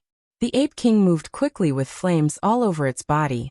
It was as if it was using fire to wrap around the spider's carapace to prevent it from cooling down. In addition to the violent and concentrated blazing fists, even a piece of dark steel would be scorched by it. What a one-track mind. As Yu Qianqiu sighed, he glanced at elder ancestor Nan Ming and immediately realized that something was wrong. He followed the elder's gaze and also noticed that there was something strange about the pitch-black platform. He transmitted his voice and asked, "Elder Nan Ming, is the platform that withstood the tempering a treasure?" "I can't tell what it is either, but it must be a treasure to be able to withstand such heavy attacks," elder ancestor Nan Ming said with certainty. 3 days passed by just like that. The spider's carapace had long changed beyond recognition. Its huge body that was about 10 meters long had become a 2-meter square metal block. Even so, the Ape King continued to swing its blazing fists. Not only did its momentum not weaken, the sounds became even more intense. Of course, this was related to the shrinking of its body and the shrinking of its range of movement. This way, the intensity of the attacks on the metal block became even more concentrated. When the 6th day passed, the 2-meter square metal block became less than a meter. Yu Qianqiu went from being dumbfounded to feeling numb. He couldn't help but admire the Ape King's profound cultivation. This was 6 consecutive days of intense consumption. Yu Qianqiu naturally didn't have the patience and time to stay here and slowly waste his time. Every day, he would go out to deal with his own matters and check out the surrounding terrain. However, elder ancestor Nan Ming's gaze gradually became fiery. He seemed to have understood something. He stared at the gradually shrinking metal block day after day without blinking. When Yu Qianqiu returned from his routine trip, he saw that the Ape King was still swinging its fists like rain. He cursed the Ape King in his heart for not being afraid of dying from exhaustion. After waiting for a while, he felt like he was about to doze off again. When he saw that Grandmaster Nan Ming was full of energy, he sent him a voice transmission out of boredom. "Senior Nan Ming, is there any meaning to this fellow's actions?" "Yes, of course there is." Grandmaster Nan Ming was a little excited as he transmitted his voice and exclaimed, "So that's how it is." Who would have thought that a stupid method would have its own benefits? Fortunately, he was gifted. If it was someone else, no matter how high their cultivation was, it would be difficult for them to continuously temper themselves and return to their original state. Every time he punches, some of the impurities in the metal will be expelled. If this continues, all the impurities in the metal will be expelled until it can no longer shrink. At that time, what will be left will be the essence of the metal. "I see. What are the benefits?" Yu Qianqiu asked. He pondered that if the effect was really great, his gold incantation should be able to display its usefulness in this aspect. It would be much better than the Ape King's stupid method. Grandmaster Nan Ming explained excitedly. "You must know that the purer the quality of the material, the stronger its extensibility and capacity. For example, a piece of pig iron, if it hasn't been tempered to remove its impurities, its extensibility will definitely be very poor and it will break easily. However, after being tempered to remove its impurities, you will be able to bend it, but it won't break easily. This is extensibility. In other words, it can contain more formations, and the treasures refined will also be of higher quality. This is a great benefit to the refiner. Moreover, this material is the shell of the Rainbow Temple spider, which is already abnormally hard." His explanation immediately piqued Yu Qianqiu's interest. He couldn't help but look forward to the Ape King's early completion. In the end, they waited for the 10th day. As the storm-like fiery fists gradually died down, the flames on the Ape King's body also disappeared. Finally, it stopped while sweating profusely and panting. With a pale face, it walked down with a palm-sized piece of metal that was still fiery red. However, its body was a little shaky. It was obvious that it had used up a lot of its cultivation. This big spider's body contains a lot of armor essence. In the past, I hunted 1,000 ordinary rainbow temple spiders, but the amount of armor essence in one of its bodies was not even as much. Mr. Nanming, what do you think? The Ape King said while panting. Yu Qianqiu's gaze was filled with admiration as he looked at the Ape King. At this moment, the consumption of his cultivation was probably 80 to 90% of his prime. If he encountered someone with ulterior motives, it could be said to be the most dangerous moment. However, it had no distractions towards the two of them. It was a sincere and magnanimous person, worth associating with. Not bad, not bad. Such a good thing can be said to be perfect. It can definitely be used to refine a top-notch treasure. The Nanming Patriarch exclaimed in admiration as he held the piece of metal that was gradually cooling. However, he then said with some regret, "It's a pity that there's too little. Otherwise, I would exhaust all my abilities to display my expertise in this, and see what kind of good treasure I can refine. There's more here." The Ape King shouted hurriedly. Then it eagerly took off the vest and boots on its feet, and offered them with both hands. "As long as Mr. is willing to teach me how to refine treasures, I am willing to give all of these to you." The Nanming Patriarch was stunned. He took the items in the Ape King's hands and compared them. Only then did he realize that they were made of the same material as the piece of metal. In his excitement, he glanced at Yu Qianqiu. He seemed to be a little hesitant. Yu Qianqiu chuckled and said, "Brother Ape, the art of refining treasures is Mr. Nanming's specialty. He usually won't teach it to outsiders. If you acknowledge him as your master, then it'll be a different story." As he spoke, he even gave the Ape King a look. The Ape King was stunned, but he immediately reacted. He knelt down at the Nanming Patriarch and bowed. Disciple Yuan Hong pays respect to master. The Nanming Patriarch's expression froze. He transmitted his voice to Yu Qianqiu. "This is too childish. His cultivation base is much higher than mine. How can I be his master? You're being pedantic. There's no seniority in learning. The one who's accomplished comes first. Besides, he's not asking you to teach him cultivation. He's learning your skills in refining treasures. In this aspect, you're good enough to be his master." Yu Qianqiu transmitted his voice. "Besides, there's only benefits to you if you can take in a disciple with such a high cultivation base. At the same time, it'll also be beneficial to my future arrangements. Just take it as giving me face and take him in. As for how much you should teach him, it's up to you. No one can force you to do this, right?" He had his own plans. He had brought the army of Utopia to the Divine Ruin Realm for two reasons. Firstly, he was prepared to use the ferocious beasts in the Divine Ruin Realm to train them. Secondly, he wanted the army to use the training opportunity to collect the inner cores of the ferocious beasts, so as to help Bai Suzhen master the 10,000 Demon Heart Sutra as soon as possible. However, this area was the Ape King's territory. It would be beneficial for the army of Utopia to have a good relationship with the Ape King. It would be even better if they could take care of him. Just as he was pondering how he could forge a good relationship with the Ape King, the Nanming Patriarch's appearance solved the problem. The Nanming Patriarch pondered for a while before freeing one of his hands to help the kneeling Ape King up. "Since that's the case, I'll take you in. Get up." "Thank you, master." The Ape King cupped his hands in excitement and stood up. He could not suppress the agitation on his face. Yu Qianqiu looked at him and shook his head with a bitter smile. He felt envious and speechless toward this kind of person who was obsessed with something simple and pure. Then he stretched out his hand and took the Ape King's smelly boots from the Nanming Patriarch's hands. He then took out the big spider's jaws. He held one item in each hand and closed his eyes to sense them carefully. The Nanming Patriarch and the Ape King looked at him in confusion. They did not know what he was going to do. "I see. I understand now." After Yu Qianqiu felt the difference in the structure of the items in his hands, he opened his eyes and threw the smelly boots in his right hand back to the Nanming Patriarch.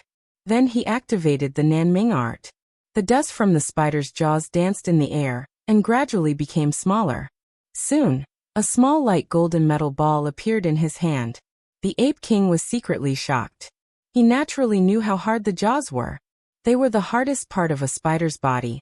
and also the part that contained the densest amount of armor essence.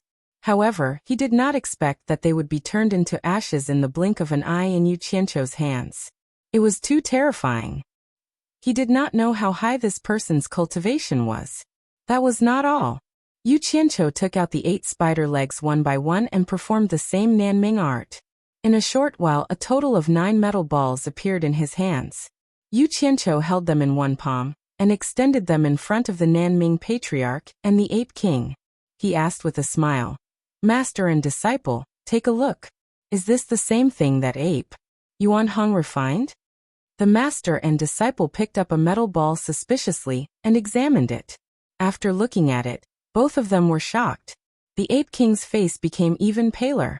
He had used his proudest and most capable ability to refine something that he had spent many days to refine, but in the hands of this person, he could do it in just a snap of his fingers. The difference was too big. The Nanming Patriarch was flabbergasted. "How did you do it?" Yu Qianqiu did not think much of it and stuffed the 9 metal balls into the Nanming Patriarch's arms. He said with a smile, "I'll give this to you. Even though it's a little lacking, it shouldn't be a problem to refine this little guy, right? Do me a favor. When you're free, help me refine a good treasure." As he said this, he pointed at the dark platform and asked the Ape King, "Yuan Hong, what is this? Why does it feel even harder than the Temple Rainbow Spider's armor essence?" The Nanming Patriarch looked over. This was actually a question he wanted to ask as well. The Ape King shook his head. "It is indeed harder than the Temple Rainbow Spider's armor essence, but I don't know what it is. Its original form is a huge meteorite that flew from the heavens and landed nearby. I saw that it contained quite a lot of metal, so I broke the meteorite apart and brought it back in batches to be smelted. I used the same refining method as before and used 50,000 years on and off. In the end, it ended up like this."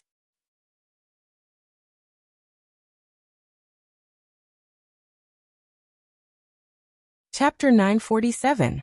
Yu Qianqiu walked to the black platform that was 3 to 4 meters thick, 100 meters long, and 40 to 50 meters wide to take a look. He could not help but sigh inwardly. This old monkey was really persistent. He had actually spent almost 50,000 years to refine this huge metal plate. It really left him speechless. He then turned his head back and asked curiously, "Yuan Hong, since it's harder than the Rainbow Temple Spider's armor essence, why don't you use it to refine the armor you're wearing?" "I'm really ashamed." The Ape King cupped his hands at the Nanming Patriarch and explained, "It's not that I don't want to, it's because this thing is too hard. My clumsy method of forging a huge piece of metal is still passable, but it's too difficult to forge it into a well-connected armor. It's so difficult that I had no choice but to give up. It just so happens that the thing I'm forging lacks a sturdy base, so I made do with it. But now that Master is here, I'm sure Master will have a way to solve this." He then pointed at the crushed stones that were emitting the red light of the earth fire on the ground at the center of the mountain and said, "These crushed stones are the remains of that meteorite from beyond the heavens. There's still some metal in them, but it's precisely because I have no use for them after refining them that I might as well fill the earth fire and use them as scattered anvils when refining things." Yu Qianqiu nodded slightly when he heard that. He stroked his chin and looked at the huge metal plate under his feet. His eyes lit up slightly as he asked, "Mr. Nanming, I'm sure the treasure refined from this thing won't be inferior to the Rainbow Temple Spider's armor essence, right?" The Nanming Patriarch walked forward and formed a strange and special complicated hand seal. He brewed a spell and cast it into the black platform. After examining it closely for a while, he said in astonishment and excitement, "It's really good stuff. It's 10 times stronger than the Rainbow Temple Spider's armor essence. It's such a waste to use such a good thing as a base." Yu Qianqiu's eyes immediately lit up, and he said, "Then how about we refine it into a treasure?" The Ape King's eyes also lit up, but when he saw the inspection spell cast by the Nanming Patriarch, his eyes lit up as well. It's naturally good to be able to refine it into a treasure, but it's a pity. Grandmaster Nanming shook his head slightly and sighed. "It's a pity that my cultivation base is a little low, so it's hard for me to add formations to it when I'm refining it. If I'm not careful, it'll be ruined." The biggest problem was that it was just as Yuan Hong had said. Casting it was truly difficult. Even if one used a special method, it would take more than 10 years to refine a single treasure. Time is secondary, the main thing is, it's just too difficult. If your cultivation is raised to the immortal stage, can you add an array formation in here when you're refining? Yu Qianqiu asked. Patriarch Nanming was stunned. He then nodded and said, if I can raise my cultivation to the celestial realm, it shouldn't be a big problem with my comprehension over the years. But how can it be so easy to raise my cultivation to the celestial realm? Yu Qianqiu waved his hand and stopped arguing about this problem.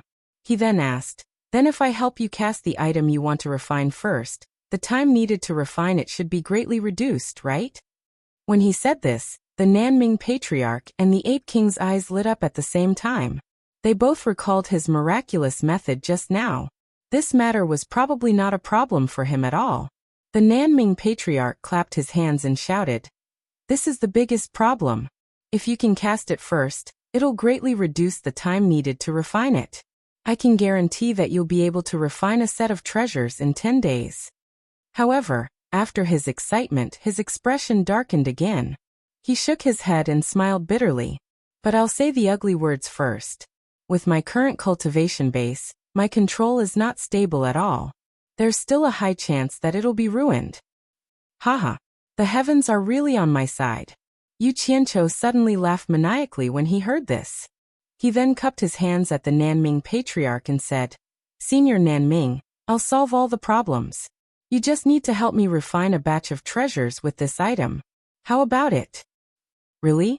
As soon as the Nanming Patriarch said this, he felt that it was a little inappropriate. He looked at the Ape King and said, Yuan Hong, this is yours. I'll have to ask for your permission first. Yu Qianqiu immediately narrowed his eyes and stared at Yuan Hong. If he dared to stop him, then don't blame him for being impolite.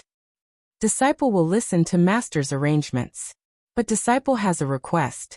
The Ape King bowed a little nervously and said, Disciple only asks that when master refines the treasures, disciple can be allowed to learn by the side. Even if it's to be an assistant to gain experience, it's fine. After he finished speaking, he did not dare to raise his head. Although he was now the disciple of the Nanming Patriarch, he was used to ruling over this area and being the overlord. It could be said that bad habits were hard to change. Otherwise, why would a disciple raise conditions to their master? But this was already a very big change. It would probably take some time to settle everything in one go. At the very least, he had to wait until the Nanming Patriarch revealed his methods of refining treasures and convinced him wholeheartedly. Otherwise, it was very possible that he would kill the Nanming Patriarch, his master, in a fit of unhappiness. After all, the ethics within the ruins of God could not be compared to the outside world.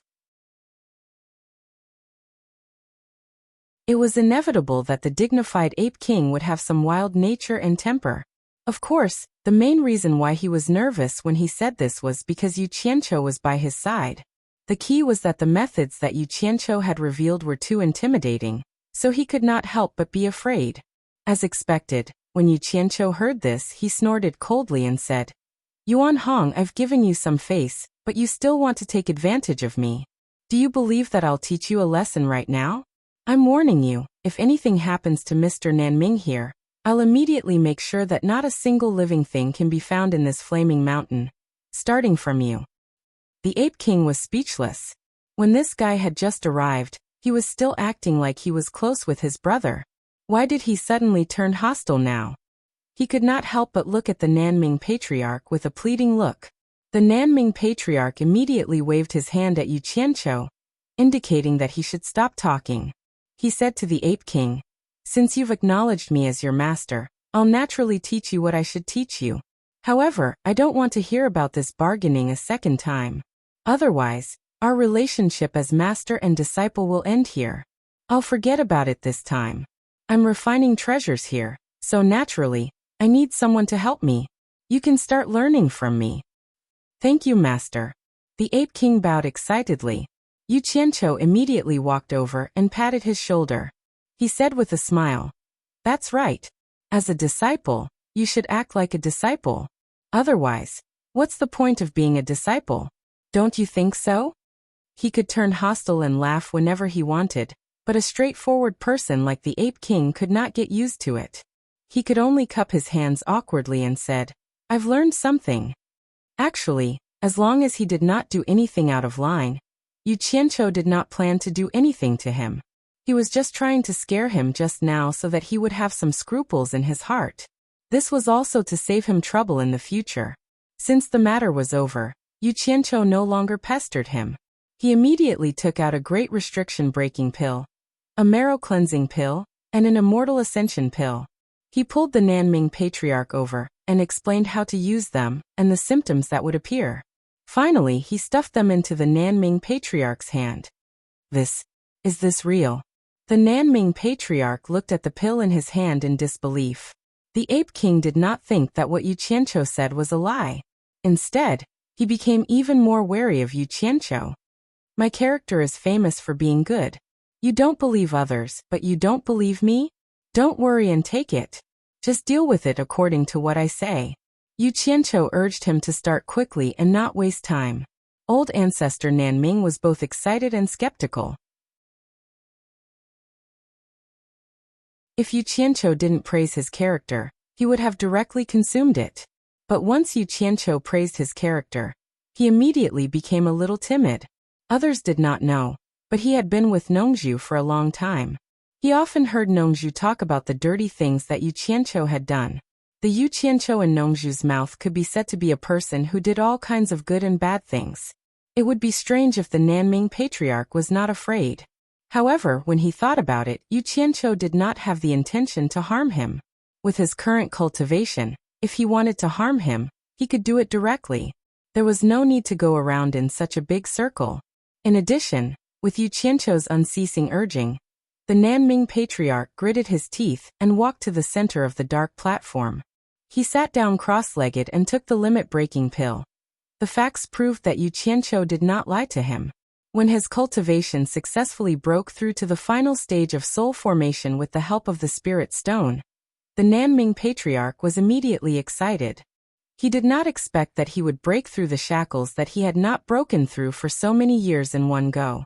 Of course, he had just taken a limit-breaking pill, so the toxins in his body were not heavy. Thus, he did not suffer much.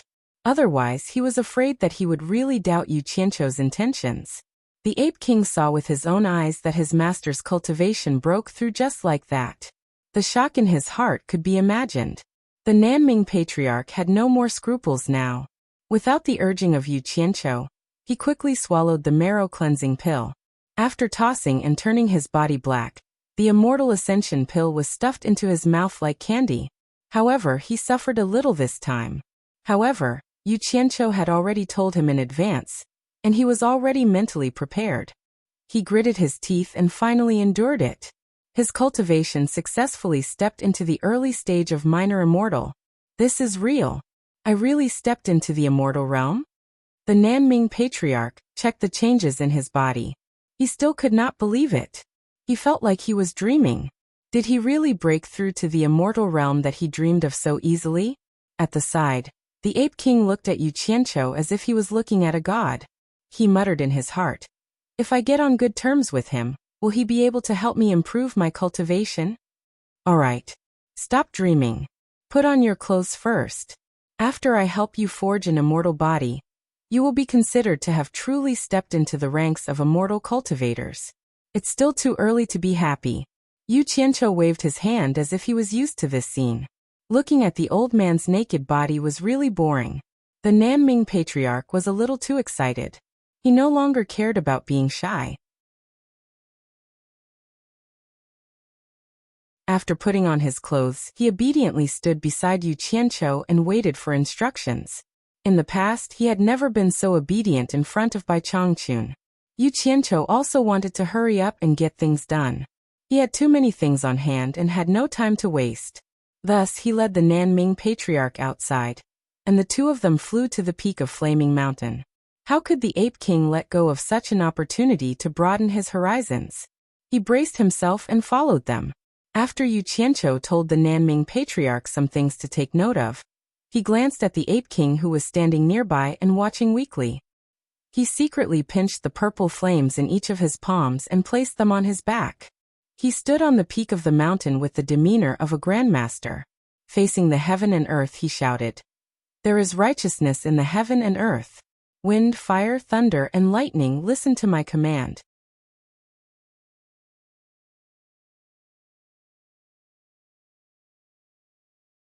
Chapter 948. Why did these words sound so familiar? In fact, it was half-baked. Upon hearing this, ancestor Nanming, who was sitting cross-legged on the ground, pondered for a moment and immediately became spirited. Especially the opening line, "Heaven and earth have righteousness." Wasn't this the mantra of Bai Changchun's starting gesture? As expected of Bai Changchun's disciple, it was Bai Changchun's personal great technique. Now he could rest assured. Ancestor Nanming's nervous heart calmed down. He had misgivings about Yu Qianqiu's character, but he still had confidence in the ability that Bai Changchun had taught him. That old fellow who had fought against heaven and earth and presided over the demon domain for 1,000 years was not just any ordinary person.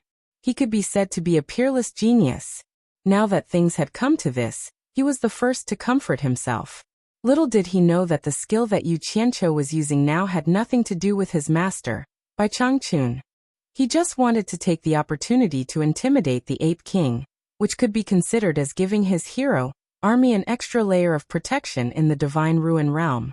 However, this guy wanted to make himself more majestic, and wondered if he should say something to increase his momentum. After thinking about it, he still felt that the old man's style was the most domineering. Every word and action was sparkling. Thus he conveniently adapted and borrowed it, but in terms of momentum, he was still a little inferior to his master. One was putting on an act, while the other was communicating with the mantra of heaven and earth. At least in terms of tone, he lacked that kind of confidence that was deep in his bones. Putting on an act was just putting on an act. In fact, how could the little tricks of demons and monsters be compared to the majesty of true righteousness? There was no comparison at all. However, coupled with his follow-up methods, it was enough to scare people. "Heaven and earth have righteousness, wind, fire, thunder, and lightning listen to my command. Wind rises and clouds surge." The Ape King's brain turned to reflect on the meaning of this sentence. He thought to himself, what a big tone. Isn't he afraid of losing his tongue? Using thunder and lightning to cast a body? Let's see how you can create thunder and lightning in a clear sky. Just as he turned his head to look at the clear sky, a gust of wind suddenly blew over. The black smoke coming out of the cave in the middle of the mountain was immediately blown into a blur. His fiery red long hair was also blown around by the strong wind, causing it to dance wildly in the wind. It's really windy?" The Ape King was slightly startled. Suddenly, he saw that the clear sky was gradually turning gray and hazy. He did not know if it was because of the billowing black smoke that was being blown away behind him. However, the gradually darkening sky told him the answer. Rolling dark clouds gradually gathered in the sky. When the dark clouds shrouded the entire sky, the world became dark and oppressive. Rumble. A dull and shocking thunder rumbled in the dark clouds. Even through the dark clouds, the thunder still shone brightly on the vast land. Although ancestor Nanming and the Ape King had vaguely guessed what was going to happen next, they were still shocked when they saw the wind, clouds, and rolling thunder appear out of nowhere. Could it be that the wind, fire, thunder, and lightning in the world really listened to him? Ancestor Nanming suddenly looked at Yu Qianqiu, who had the demeanor of a grandmaster, and was facing heaven and earth with his hands clasped behind his back. He could not help but sigh inwardly. He is indeed Bai Changchun's disciple and the punishment envoy of the demon region. I wonder how high his cultivation is now. Kacha. A bolt of lightning descended from the dark clouds and descended on the vast land. It was a vast expanse of green in front of him, which immediately pulled ancestor Nanming's attention back. He looked up and saw that the dark clouds were already filled with electric snakes, and the image of thunder and lightning was ready to strike. The violent wind blew endlessly, causing the clothes of the three of them to flutter loudly. The Ape King looked at the scene of heaven and earth changing color, and instantly felt that he was so small under the power of heaven and earth. It was as if a gust of wind could blow him away without a trace. Mr. Nanming, it's about to begin. Get ready.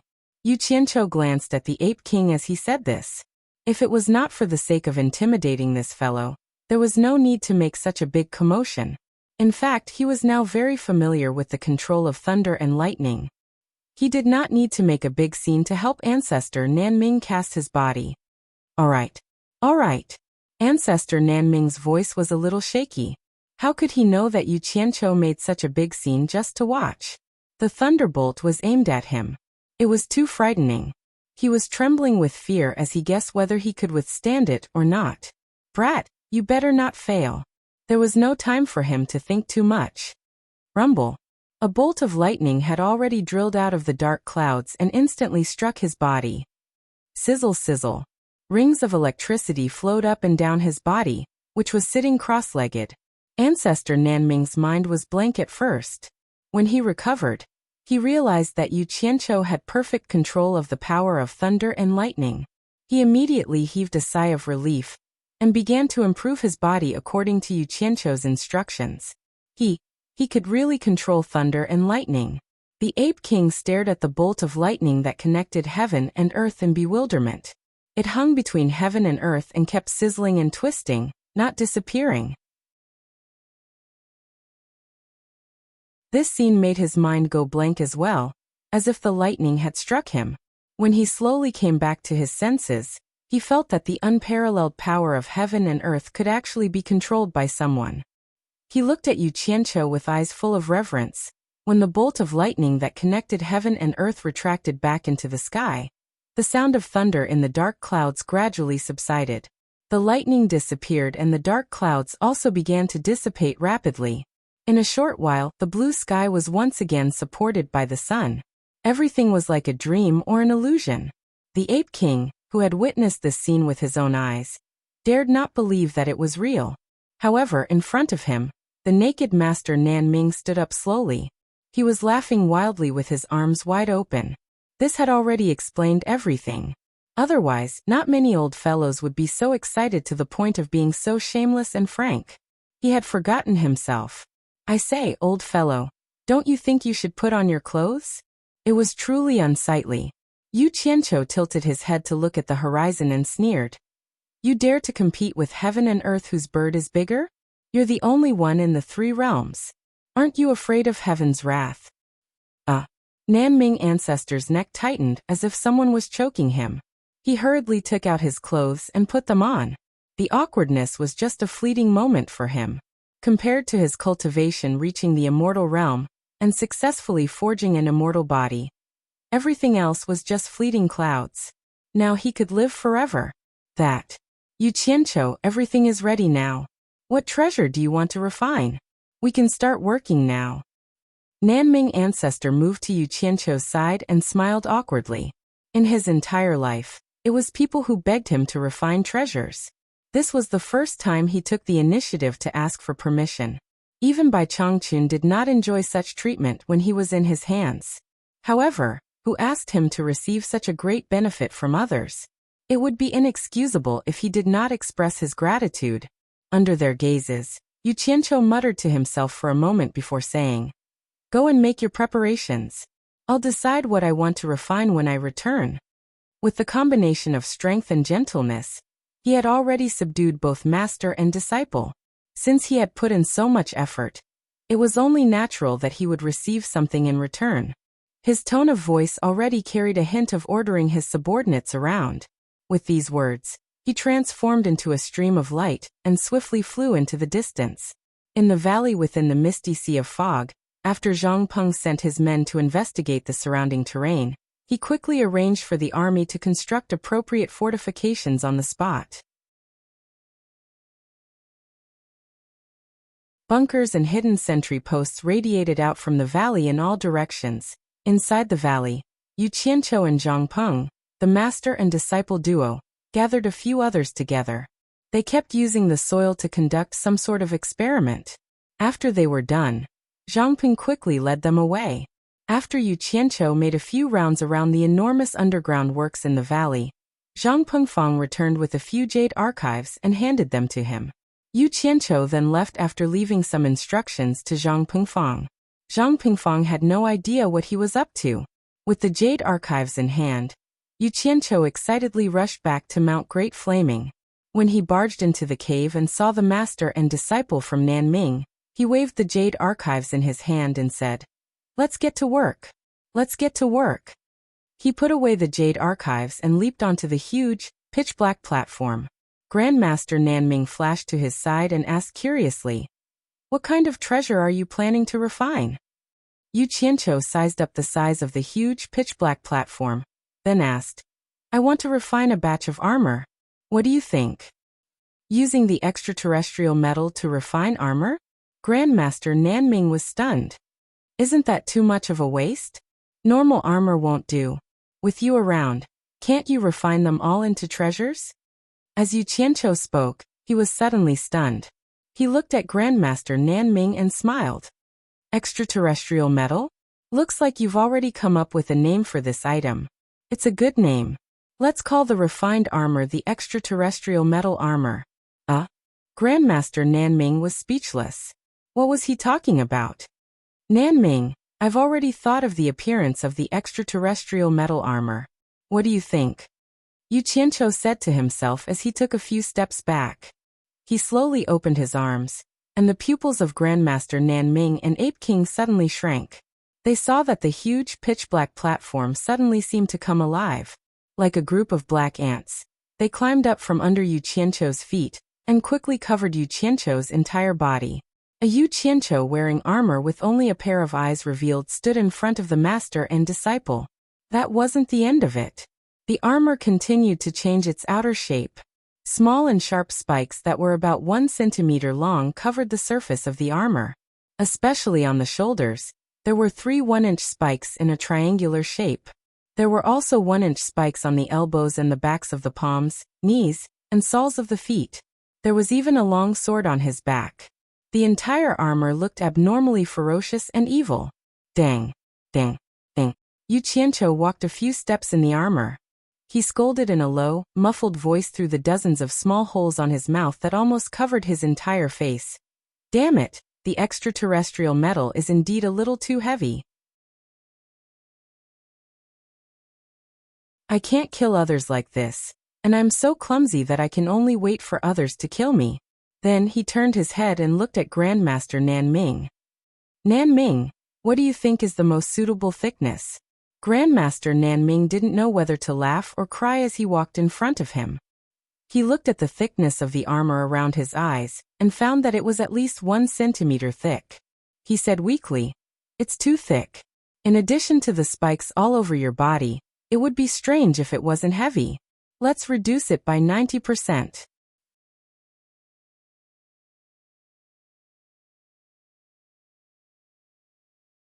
Chapter 949. 90% thinner? Yu Qianqiu was like a cat whose tail had been stepped on. He shrieked. Then isn't it only 1 millimeter thick? It's too thin, too thin. No, it can't block anything. Can that still be considered armor? If it wasn't for the weight, I'd think it's too thin for 1 centimeter. 1 millimeter isn't thin. Nanming Patriarch tried his best to explain. Don't forget what this is. This is the metal essence from beyond the heavens. With just this 1 millimeter thickness, even if you let Yuan Hong use all of his strength, he wouldn't be able to break through it.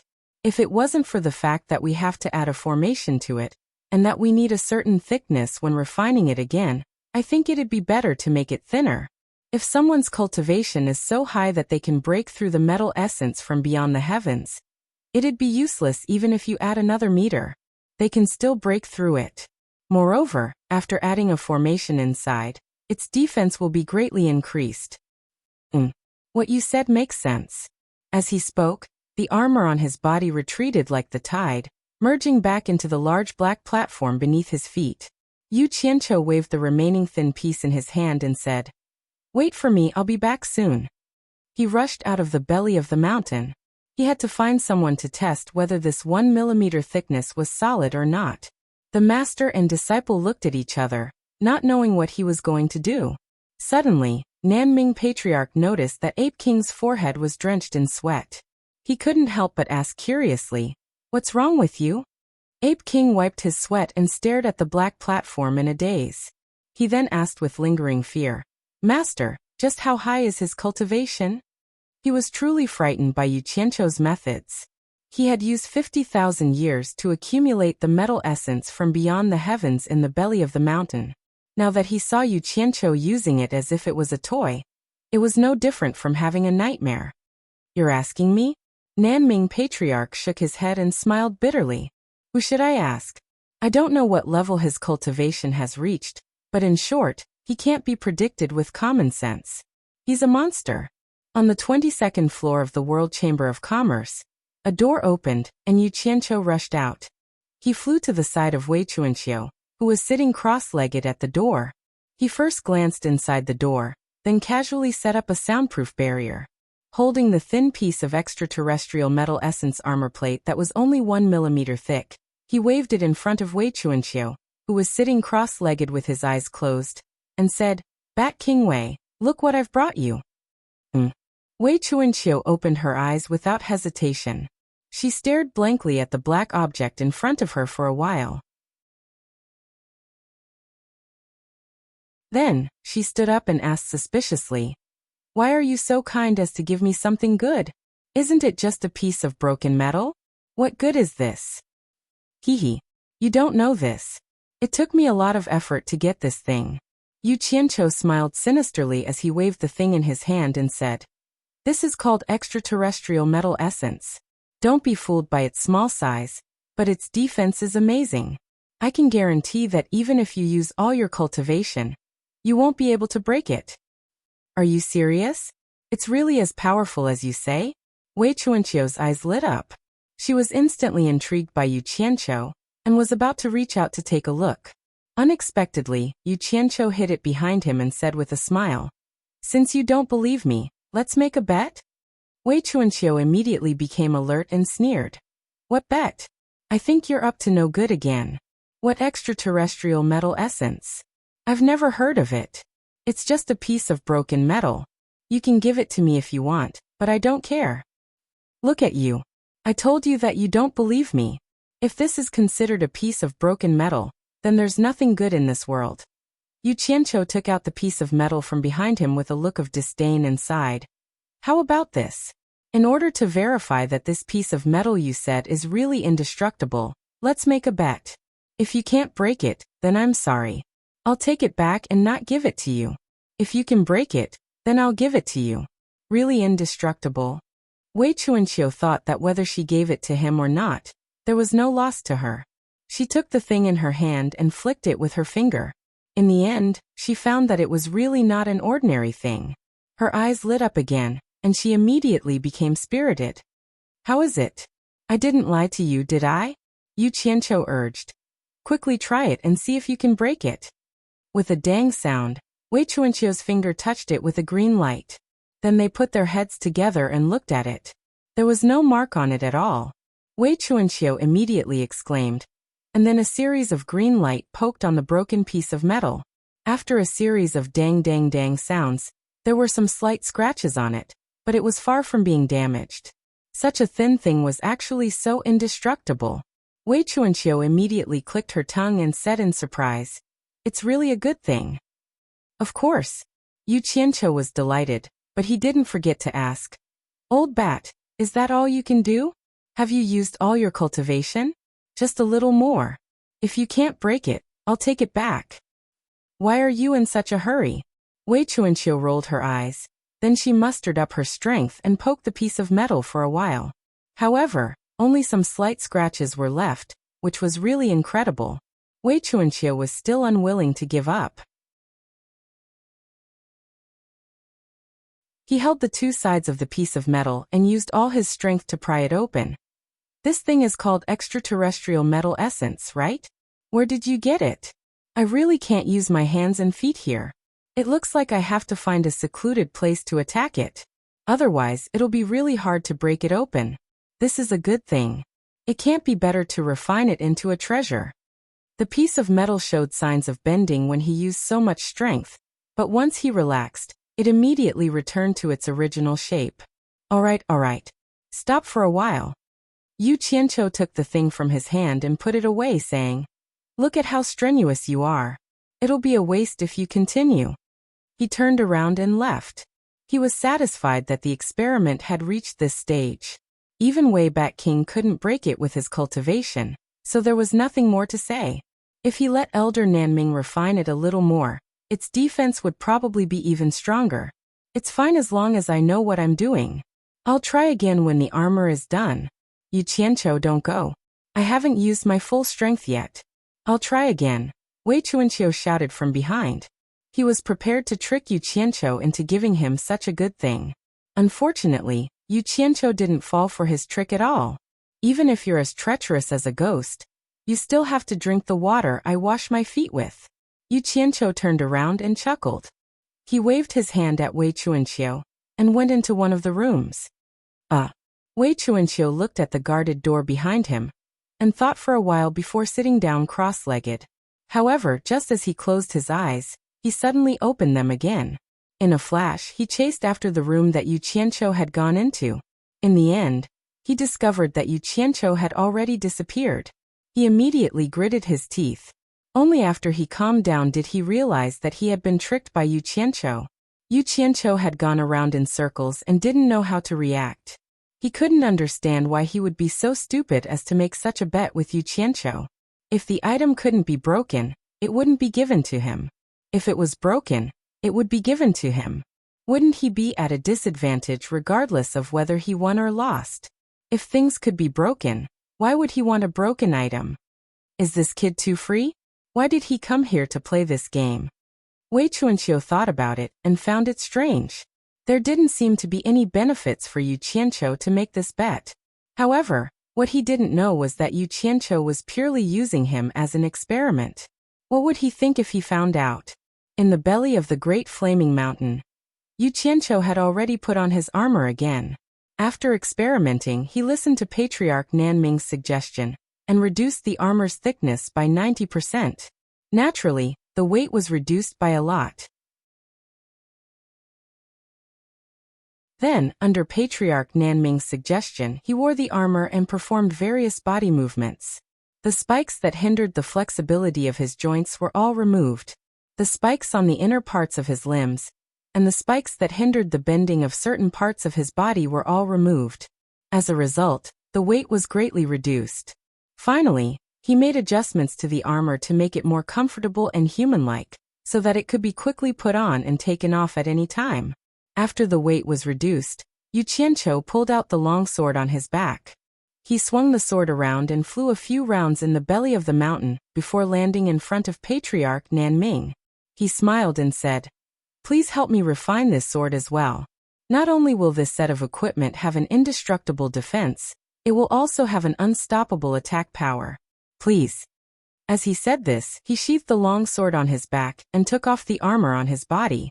Patriarch Nanming smiled bitterly as he received the armor. He sighed and said, "I will do my best." What are you doing?" In a flash, Yu Qianqiu returned to the pitch-black platform. He took out a few jade archives, held them in his hands and closed his eyes.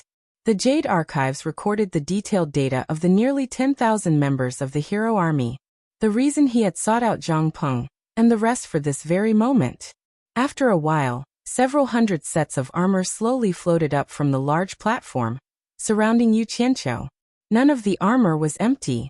The parts that revealed their eye sockets were empty, but each of them stood straight with a long sword slung on their back.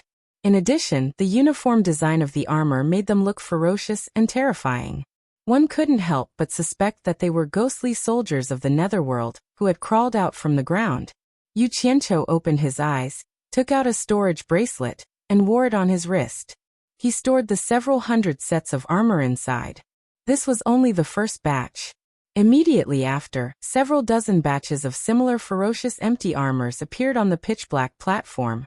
In total, nearly 10,000 sets of ferocious empty armors were all stored inside the storage bracelet. After preparing all the sets of the hero army, Yu Qianqiu stopped. The 4-meter-thick platform beneath his feet was now only slightly more than a meter thick. At this moment, Yu Qianqiu took off the storage bracelet in his hand and took out an empty storage bracelet. He then walked towards the dumbfounded patriarch Nanming.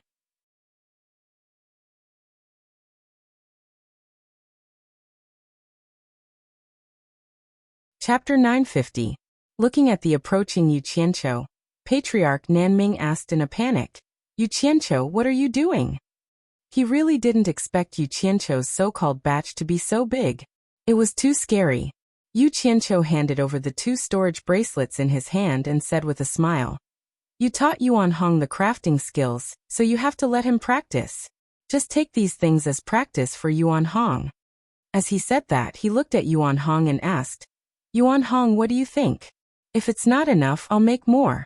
Yuan Hong recovered from the shock of the appearance of the large number of armors, and looked at Patriarch Nanming with surprise and joy. Patriarch Nanming waved his hand and said, no need, I don't need so much." "Senior Nanming." Yu Qianqiu's expression turned solemn, and he sent a voice transmission word by word. "Do you really think that these things are for your disciple to practice with? I don't mind telling you the truth. In this Ruins of God, I have already selected a large number of reliable candidates from the human world to train here. I helped all of them raise their cultivation to the immortal realm like you. In order for us human cultivators to have a foothold in the immortal realm, they are ready to sacrifice themselves at any time. Although they all have the determination to die, we can't just watch them go through fire and water. We have to do our best to give them the greatest guarantee of safety. This is the reason why I asked you to refine this batch of armors. Do you really have the heart to refuse?" Patriarch Nanming wanted to say that it had nothing to do with him, but he had received a great favor from him before, so it was really hard for him to directly reject it. After a pause, he replied with a voice transmission, "Yu Qianqiu, you are making things difficult for me. If I didn't see wrongly, this batch of armors is probably close to 10,000 sets. Even if I want to help you, I can't. The number is too large. It's beyond my ability. I'm not worried about this. With Senior Nanming's crafting skills, I'm sure you can find a suitable solution. Besides, I don't need it right away. I still have some time for you to prepare. Also, I won't let you work for nothing."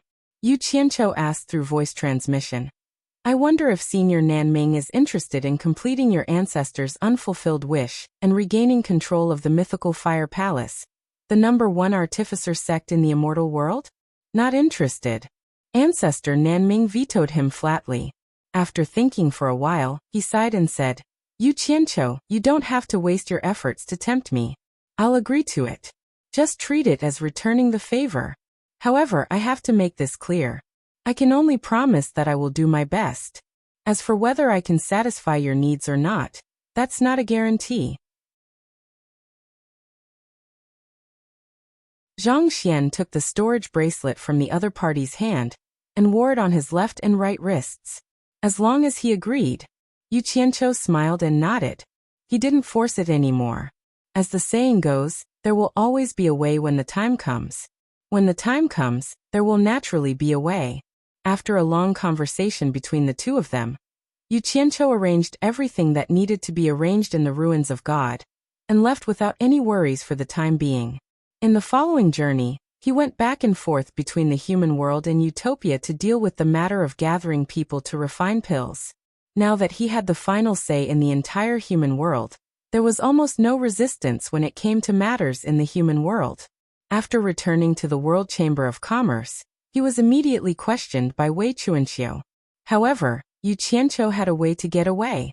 He only said that he had an appointment to discuss the matter regarding the demon core. Although Wei Chuanxiu was clamoring, she had no temper and could only let him leave. In the eyes of outsiders, the business of the World Chamber of Commerce was still miserable. Yu Qianqiu walked around the deserted hall downstairs a few times and found that there was not a single customer. He didn't think much of it, but when Jing Yuankong heard that he was here, he quickly found him in the hall and said bluntly, "It's fine if the business is a little lacking, but it's not good if the business is broken. No matter what, we have to keep it going. Otherwise, it'll be too weird if we don't do anything in the psychedelic immortal city." Yu Qianqiu thought that it made sense. He casually placed some immortal herbs for Jing Yuankong to arrange, looked around and asked, "Where did you Nantian go?" He should still be wandering around the psychedelic Immortal City gathering information. He should be back a little later. Jing Yuankong looked outside the door and asked, "Should I call him over?" "No need. Go do what you need to do." Yu Qianqiu waved his hand and walked straight out of the World Chamber of Commerce. Jing Yuankong smiled bitterly. He couldn't think of anything to be busy about. The Wangutong branch was bustling with people. Compared to the World Chamber of Commerce, the difference was like heaven and earth. After hearing that Yu Qianqiu had arrived, Wang Gui personally came out to welcome him. The two of them sat down in the back hall. "I don't see Miss Wanling. Could she have returned to Myriad Saint's palace?" Yu Qianqiu looked around and asked casually. She went to watch the ranking conference." Wang Gui smiled and said, "Did Sect Master you come here specially to find her? I can think of a way to contact her and get her to come back as soon as possible." Yu Qianqiu was stunned. Even though his World Chamber of Commerce didn't go to the ranking conference, he wanted to go and broaden his horizons. Unfortunately, Heartless Palace kept a close eye on him. It really wasn't convenient for him to run around. Regretfully, he shook his head and said, "That's not necessary. I'm here to ask how the purchase of beast cores is going." Wei Chuanxiu couldn't keep fooling around. Since he came up with this excuse, he had to bring something back to report. That was why he came here. "I've already purchased more than 500 and was about to send it to World Chamber of Commerce. I didn't expect Sect Master you to grace us with your presence." Wang Gui took out a storage bag and handed it to Yu Qianqiu. Yu Qianqiu injected his divine sense into it and put it away. He was about to leave when Wang Gui, who had been observing him, interrupted first and said, "I wonder what gift Sect Master you has prepared for Immortal Emperor." "Gift?" Yu Qianqiu was stunned and asked suspiciously, "Why would you give a gift out of the blue? Doesn't Sect Master you know?" Wang Gui said strangely, "Immortal Palace will hold a grand wedding ceremony for Immortal Emperor and Immortal Monarch Ji Wu in a year. No, I should call her Immortal Empress now. Immortal Palace will hold a grand wedding ceremony for Immortal Emperor and Immortal Empress Ji Wu in a year." A few days ago, Immortal Palace announced to the entire Immortal world that they will invite all the sect masters of the Immortal world to gather at Immortal Palace to congratulate them. After saying that, he observed Yu Qianqiu's expression and was slightly puzzled. However, Yu Qianqiu really didn't know about this. To be exact, he didn't have time to know about it. After hearing Wang Gui's words, he couldn't help but be a little absent-minded. He didn't know if Immortal Crocodile Monarch had leaked the matter of him touching Ji Wu's butt. If one day, Immortal Emperor Jin Tai heard about it, then he would be doomed. At least, he would have no place in the Immortal world. "Oh." Yu Qianqiu scratched his head and said perfunctorily, "This matter. See, I almost forgot about it. Sigh. I have a headache thinking about the gift for Immortal Emperor. I don't know what to give." "Keep pretending. How could you forget about such a big thing? You are clearly from the Immortal Palace. It doesn't matter if you give a gift or not, so I didn't take it to heart at all." Wang Gui probed a little and smiled, thinking he knew what was going on. That's true. The Immortal Emperor's wedding is not an ordinary wedding. He is the supreme of the Immortal world. I really have to think about the gift. Just as the two were talking about the wedding of the Immortal Emperor and Ji Wu, one of the parties involved was helpless. The Immortal Palace shone brightly in the sky, and below it was the dazzling Crystal Palace. In the courtyard, Lu Yanqing carefully accompanied Ji Wu, but Ji Wu looked up at the Immortal Palace floating in the auspicious clouds with a frown. At first, the Immortal Emperor gave her a 1-month deadline to consider the marriage. After the 1-month deadline, the Immortal Emperor came again to interrogate her. Ji Wu naturally found an excuse to refuse. However, as Yi Shuejun expected, the Immortal Emperor really lost his patience and took a hard approach. But to Yi Shuejun's surprise, the Immortal Emperor captured him on the spot and used him to threaten Ji Wu. He once again gave Ji Wu a deadline to think about it. The consequences of refusing again, the Immortal Emperor's actions were clear. Yi Shuejun would be the first to suffer. After some consideration, Ji Wu had no choice. She also knew that she could not escape the Immortal Emperor's control. Most importantly, Why should Yi Xuejun be implicated? She had no choice but to agree to the immortal emperor. However, she still held a glimmer of hope and made a final effort to delay. She could marry, but she had to have a year to adjust her emotions. Otherwise, she would not be able to accept the reality of being forced. At this point, the immortal emperor naturally had no reason to force her.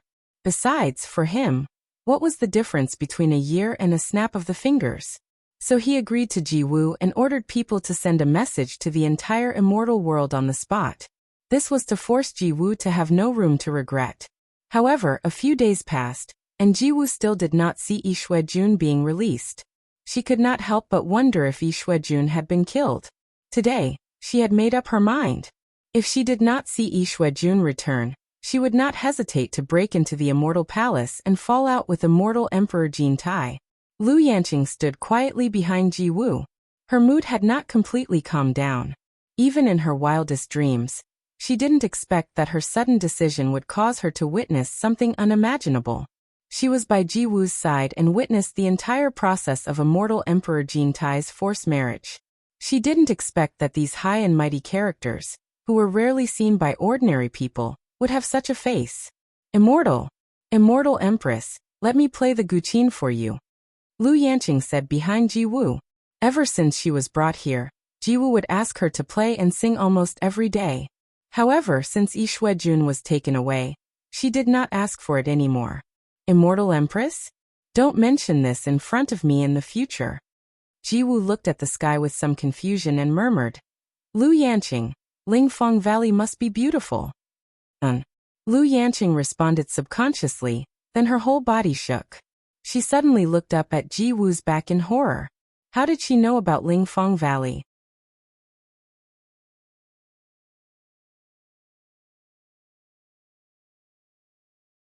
Chapter 951.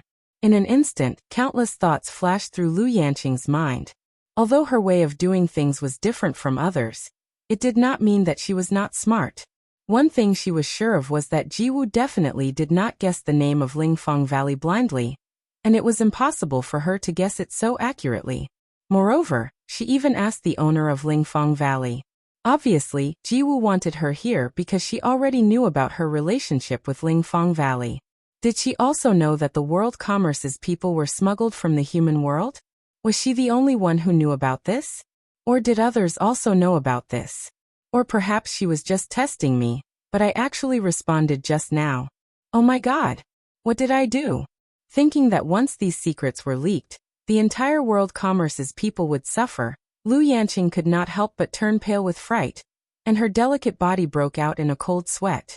Unfortunately, she could not recognize that the person who followed Yu Qianqiu in Lingfeng Valley was Yi Xuejun, who had been captured by the immortal emperor. Otherwise, she could more or less guess something, and would not be as clueless as she was now. However, Yi Xuejun's hair was full of small braids, and he was purely dressed as a tribal savage. Even his skin color had been specially changed. He was a completely different person from now, so how could she easily recognize him? She did not know when, but Ji Wu had turned to look at her and asked, Are you afraid? Are you afraid of something else, or are you afraid that I will reveal your secret? I don't understand what immortal monarch is talking about. Lu Yanqing replied nervously, her heart in turmoil. At this time, she suddenly thought of Yu Qianqiu. She believed that if Yu Qianqiu was here, he would definitely have a way to deal with such a matter properly. She instantly understood Yu Qianqiu's ruthlessness. If it was Yu Qianqiu based on Yu Qianqiu's character, the first thing he would think of was to silence them. She suddenly understood something. Sometimes, if one was not ruthless and decisive, the consequences of the situation would be very terrifying. The lives of many people would be implicated in it. However, these thoughts only flashed through her mind. Some things that were deeply engraved in her heart could not be changed. Not to mention that she did not have the ability to silence Ji Wu. Even if she had the ability, she still could not do it. Don't you understand what I'm saying? Ji Wu's cold face revealed a slight smile. She stared at Lu Yan and said, Why are your eyes evasive? Why don't you look at me like you usually do? That's because you have a guilty conscience. You're not a liar at all, so why force yourself? Lu Yanqing was indeed a person who did not know how to lie, but that was only because of the environment she had grown up in.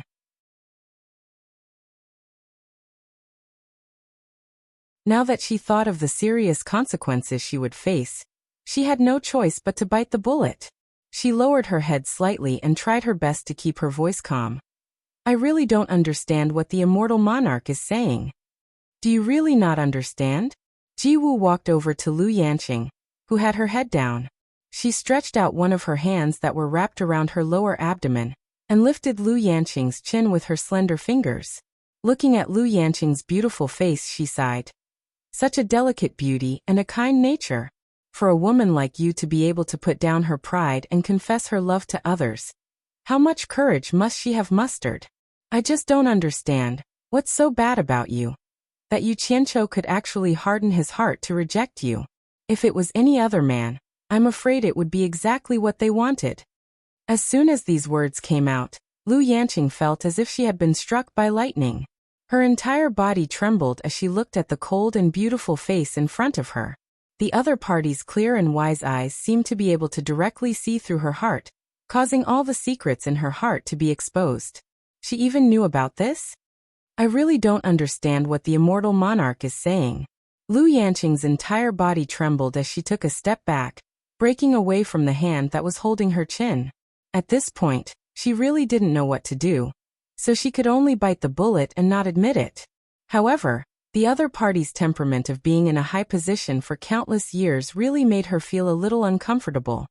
The world of mortals is laughable, infatuation is the most boring, supercilious is also good. Jiwu suddenly opened her lips and softly sang a sentence, like a pearl falling on a jade plate, the sound of spring water gurgling, the clear and exquisite voice moving. Then she looked at Lu Yanqing and said with a smile, "This is what you played for me to listen to. Aren't you very open-minded, and also saying that infatuation is the most boring? Why do you still have to keep the secret for Yu Qianqiu? Or rather, this song was originally sung by that fickle Yu Qianqiu?" Lu Yanqing did not hide this point. Under Jiwu's constant pressure, she finally bit her lips and said, "The songs I played and sang all came from Yu Qianqiu, but it has nothing to do with anything else that the immortal monarch said."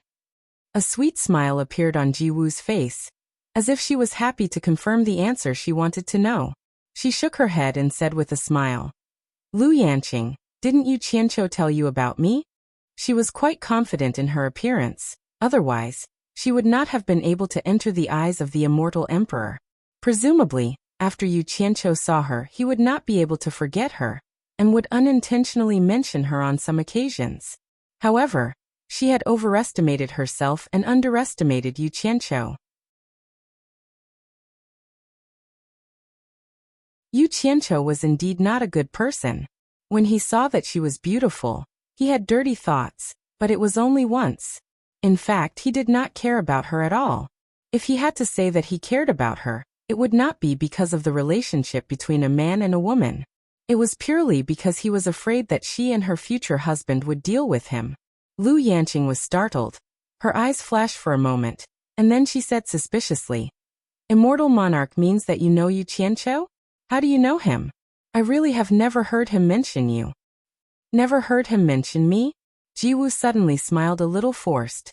All women with some beauty, whether they were good or bad, had a common problem. They always thought that they were very attractive to men. They always thought that men would not forget about them and would revolve around them. And the man who ignored her would make her feel uncomfortable. However, Yu Qianqiu was very realistic. No matter how beautiful a woman was, he could not bite her. He was too lazy to think about it. "What does it have to do with me?" Lu Yanqing shook her head blankly. Indeed, she had not heard Yu Qianqiu mention her. Jiwu saw that she did not seem to be lying, and her face returned to calmness. She smiled faintly. "You should have heard that I was trapped in the heaven and earth Qingquan formation in the human world. In fact, I knew Yu Qianqiu in the human world. If it was not for his help, Brother Crocodile, and I would not have been able to return to the immortal world smoothly. So, I already know your origins. Why do you have to hide it? I am just curious. How did you come to the immortal world? People always have to experience more things to mature, Lu Yanqing learned to be obedient this time. It was a big deal. She did not dare to admit it easily. She was a little worried that the other party was lying to her, so she bit her lip and did not answer for a long time. Brother Crocodile once followed Yu Qianqiu to your Lingfang Valley and witnessed the process of you courting Yu Qianqiu. Don't you remember Brother Crocodile at all? Ji Wu reminded with a smile. Was he there that time? Lu Yanqing could not help but recall the unbearable past. Among the people present at that time, there was only one person she did not know. That person's attire was very strange. As the outline of the two roughly matched, Lu Yanqing was slightly surprised. She immediately remembered that Yu Qianqiu also had that strange appearance. Obviously, both of them had changed their appearance. In this way, she vaguely remembered that the person at that time was indeed a bit like the current Yi Xuejuan. Do you remember? Ji Wu shook her head and smiled. In fact, you don't have to worry at all. Only Brother Crocodile and I know about your matter. We didn't think of telling anyone. I didn't want to tell you about this at first. Everyone pretended not to know anything, but Ji Wu looked up at the Immortal Palace in the sky and said, Brother Crocodile has not been released until now. I'm afraid he is in trouble. Since Jin Tai went back on his words and thought that I am a pushover, I will go to the Immortal Palace to find him and punish him. At worst, I will kill him and let him know that I, Ji Wu, am not a pushover. Unfortunately, he looked back at Lu Yanqing and said apologetically, if I knew this would happen, I shouldn't have asked you to come here. Now I have harmed you. But I must do it. Brother Crocodile has done me a great favor. I will fight for Brother Crocodile even if I have to die. When I make my move in the Immortal Palace, you immediately return to Wuxiong. Maybe there is a chance of survival. Although it is slim, it is better than no hope at all. Lu Yanqing, I am really sorry. After Lu Yanqing understood the whole story, she did not have the fear before death. Instead, she seemed to be unusually calm, not as frightened as before. She smiled faintly and said, I have been implicating others all my life. As long as I can no longer implicate others, so what if I die? As she smiled, 2 crystal tears fell from the corner of her eyes, leaving 2 wet marks on her cheeks. Her eyes were confused, and no one knew what she was thinking of. Silly woman, are you thinking of him again? Ji Wu pulled up the white palace veil and raised her hand to touch her face.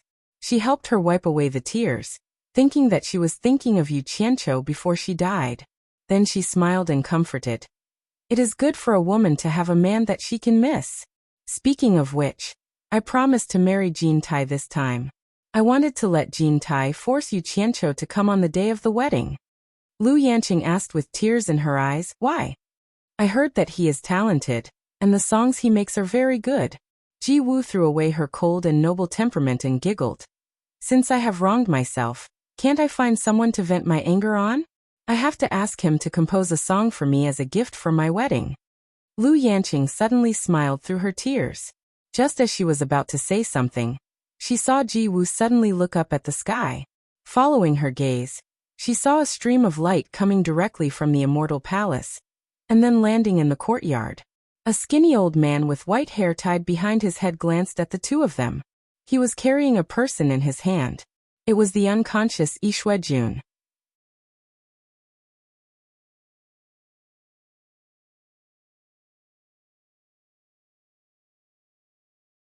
Chapter 952. Brother Yi. Ji Wu exclaimed, but Yi Xuejun did not react at all. Ji Wu pointed at the person with sharp eyes. And Gao, what did you do to him? The person was in Gao. His status in the Immortal Palace was not to be underestimated. He was the commander of the law enforcement guard that deterred the entire Immortal Realm. The Immortal Palace Law Enforcement Guard was the #1 thug in the Immortal Realm. His cultivation had reached the middle stage Immortal Emperor. He never appeared in the outside world easily. Once he suddenly appeared in a sect, the sect would be frightened. His appearance usually meant that a sect was about to be exterminated. It did not mean that other sects were no match for him, but his law enforcement guard had many masters. He controlled a large number of the most powerful masters in the Immortal Palace. His strength was quite terrifying. He was the primary force of the Immortal Palace to deter the entire Immortal Realm. In the immortal realm, wherever there was a person who disobeyed the orders of the immortal palace, they would be there. And Gao was in charge of the law enforcement guard.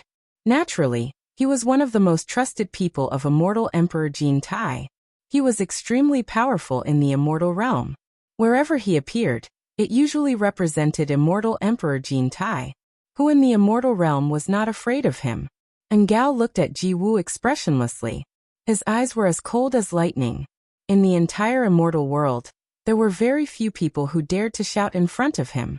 If it was in the past, there was no need for him to give her face. But now things were different. After a moment of silence, and Gao finally replied, "Immortal Empress, he insulted the immortal emperor. If it were not for immortal Empress, he would have been dead." This subordinate merely made him shut up. After expressing his respect, he waved his hand at Yi Xuejun, who had fainted on the ground. Yi Xuejun suddenly woke up.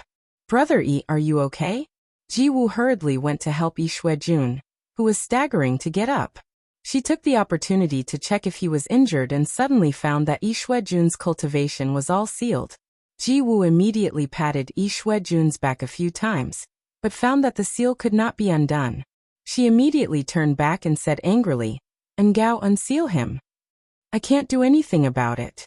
The seal on his body was personally made by the immortal emperor. I can't undo it." And Gao slightly clasped his hands together and said, "This subordinate advises immortal empress not to act rashly. You also know the immortal emperor's methods. If you act rashly, you might even hurt him." Ji Wu was so angry that she didn't know what to say. "Immortal queen?" Yi Xuejun, who had woken up, grabbed her hand and asked sternly, "Ji Wu, did you agree to that cold-blooded and heartless beast?" When Gao heard this, he immediately warned, "Brother Crocodile, leave some leeway in your mouth. Don't make yourself uncomfortable." Heir Xuejun turned around and shouted angrily, "I don't need you to teach me what to do. Remember this, being Jin Tai's lackey will not end well. I am an example. Sooner or later, you will suffer retribution. Brother Crocodile, you don't have to worry about it. You should take care of yourself first." And Gao knew that it was meaningless to continue talking to him, so he left with a cold snort. "Brother Crocodile, did they do anything to you?" Ji Wu supported him and asked. Yi Xuejun looked at her with a miserable face. He shook his head and said painfully, "You are confused. It's not worth it for me." He naturally understood that the reason why Ji Wu agreed was that Jin Tai used him as a hostage. "I really have no way out." Ji Wu's eyebrows were filled with helplessness. She smiled bitterly and said, "What's more, he promised me that he would let you go. This is also the reason why I agreed to his condition.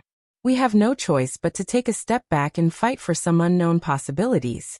Maybe there will be a chance when the time comes." "What will you do then? Share the same bed with him?" Yi Xuejun grabbed her shoulders and shook her. He roared at the top of his lungs, "At most, I will die. I can't let him succeed. We have no choice but to make choices that are beyond our control." Ji Wu pushed away his hands that were grabbing her shoulders and calmly turned around. She regained her noble temperament and walked towards the colorful crystal palace while saying, "It's easy for him to die, but I, Ji Wu, am not that easy to bully. I have to make him pay for what he has done. Otherwise it would be too easy for him." As she spoke, her figure disappeared into the crystal palace gate. In the northeastern part of the Eastern Holy Land, thousands of miles away from the Eastern Holy Land, there were many islands of various sizes scattered in the vast ocean, all formed by volcanic eruptions. Among them, there were still 9 active volcanic islands. The 9 volcanic islands, which were originally the habitat of seabirds, were now under martial law. No one was allowed to enter or leave without permission.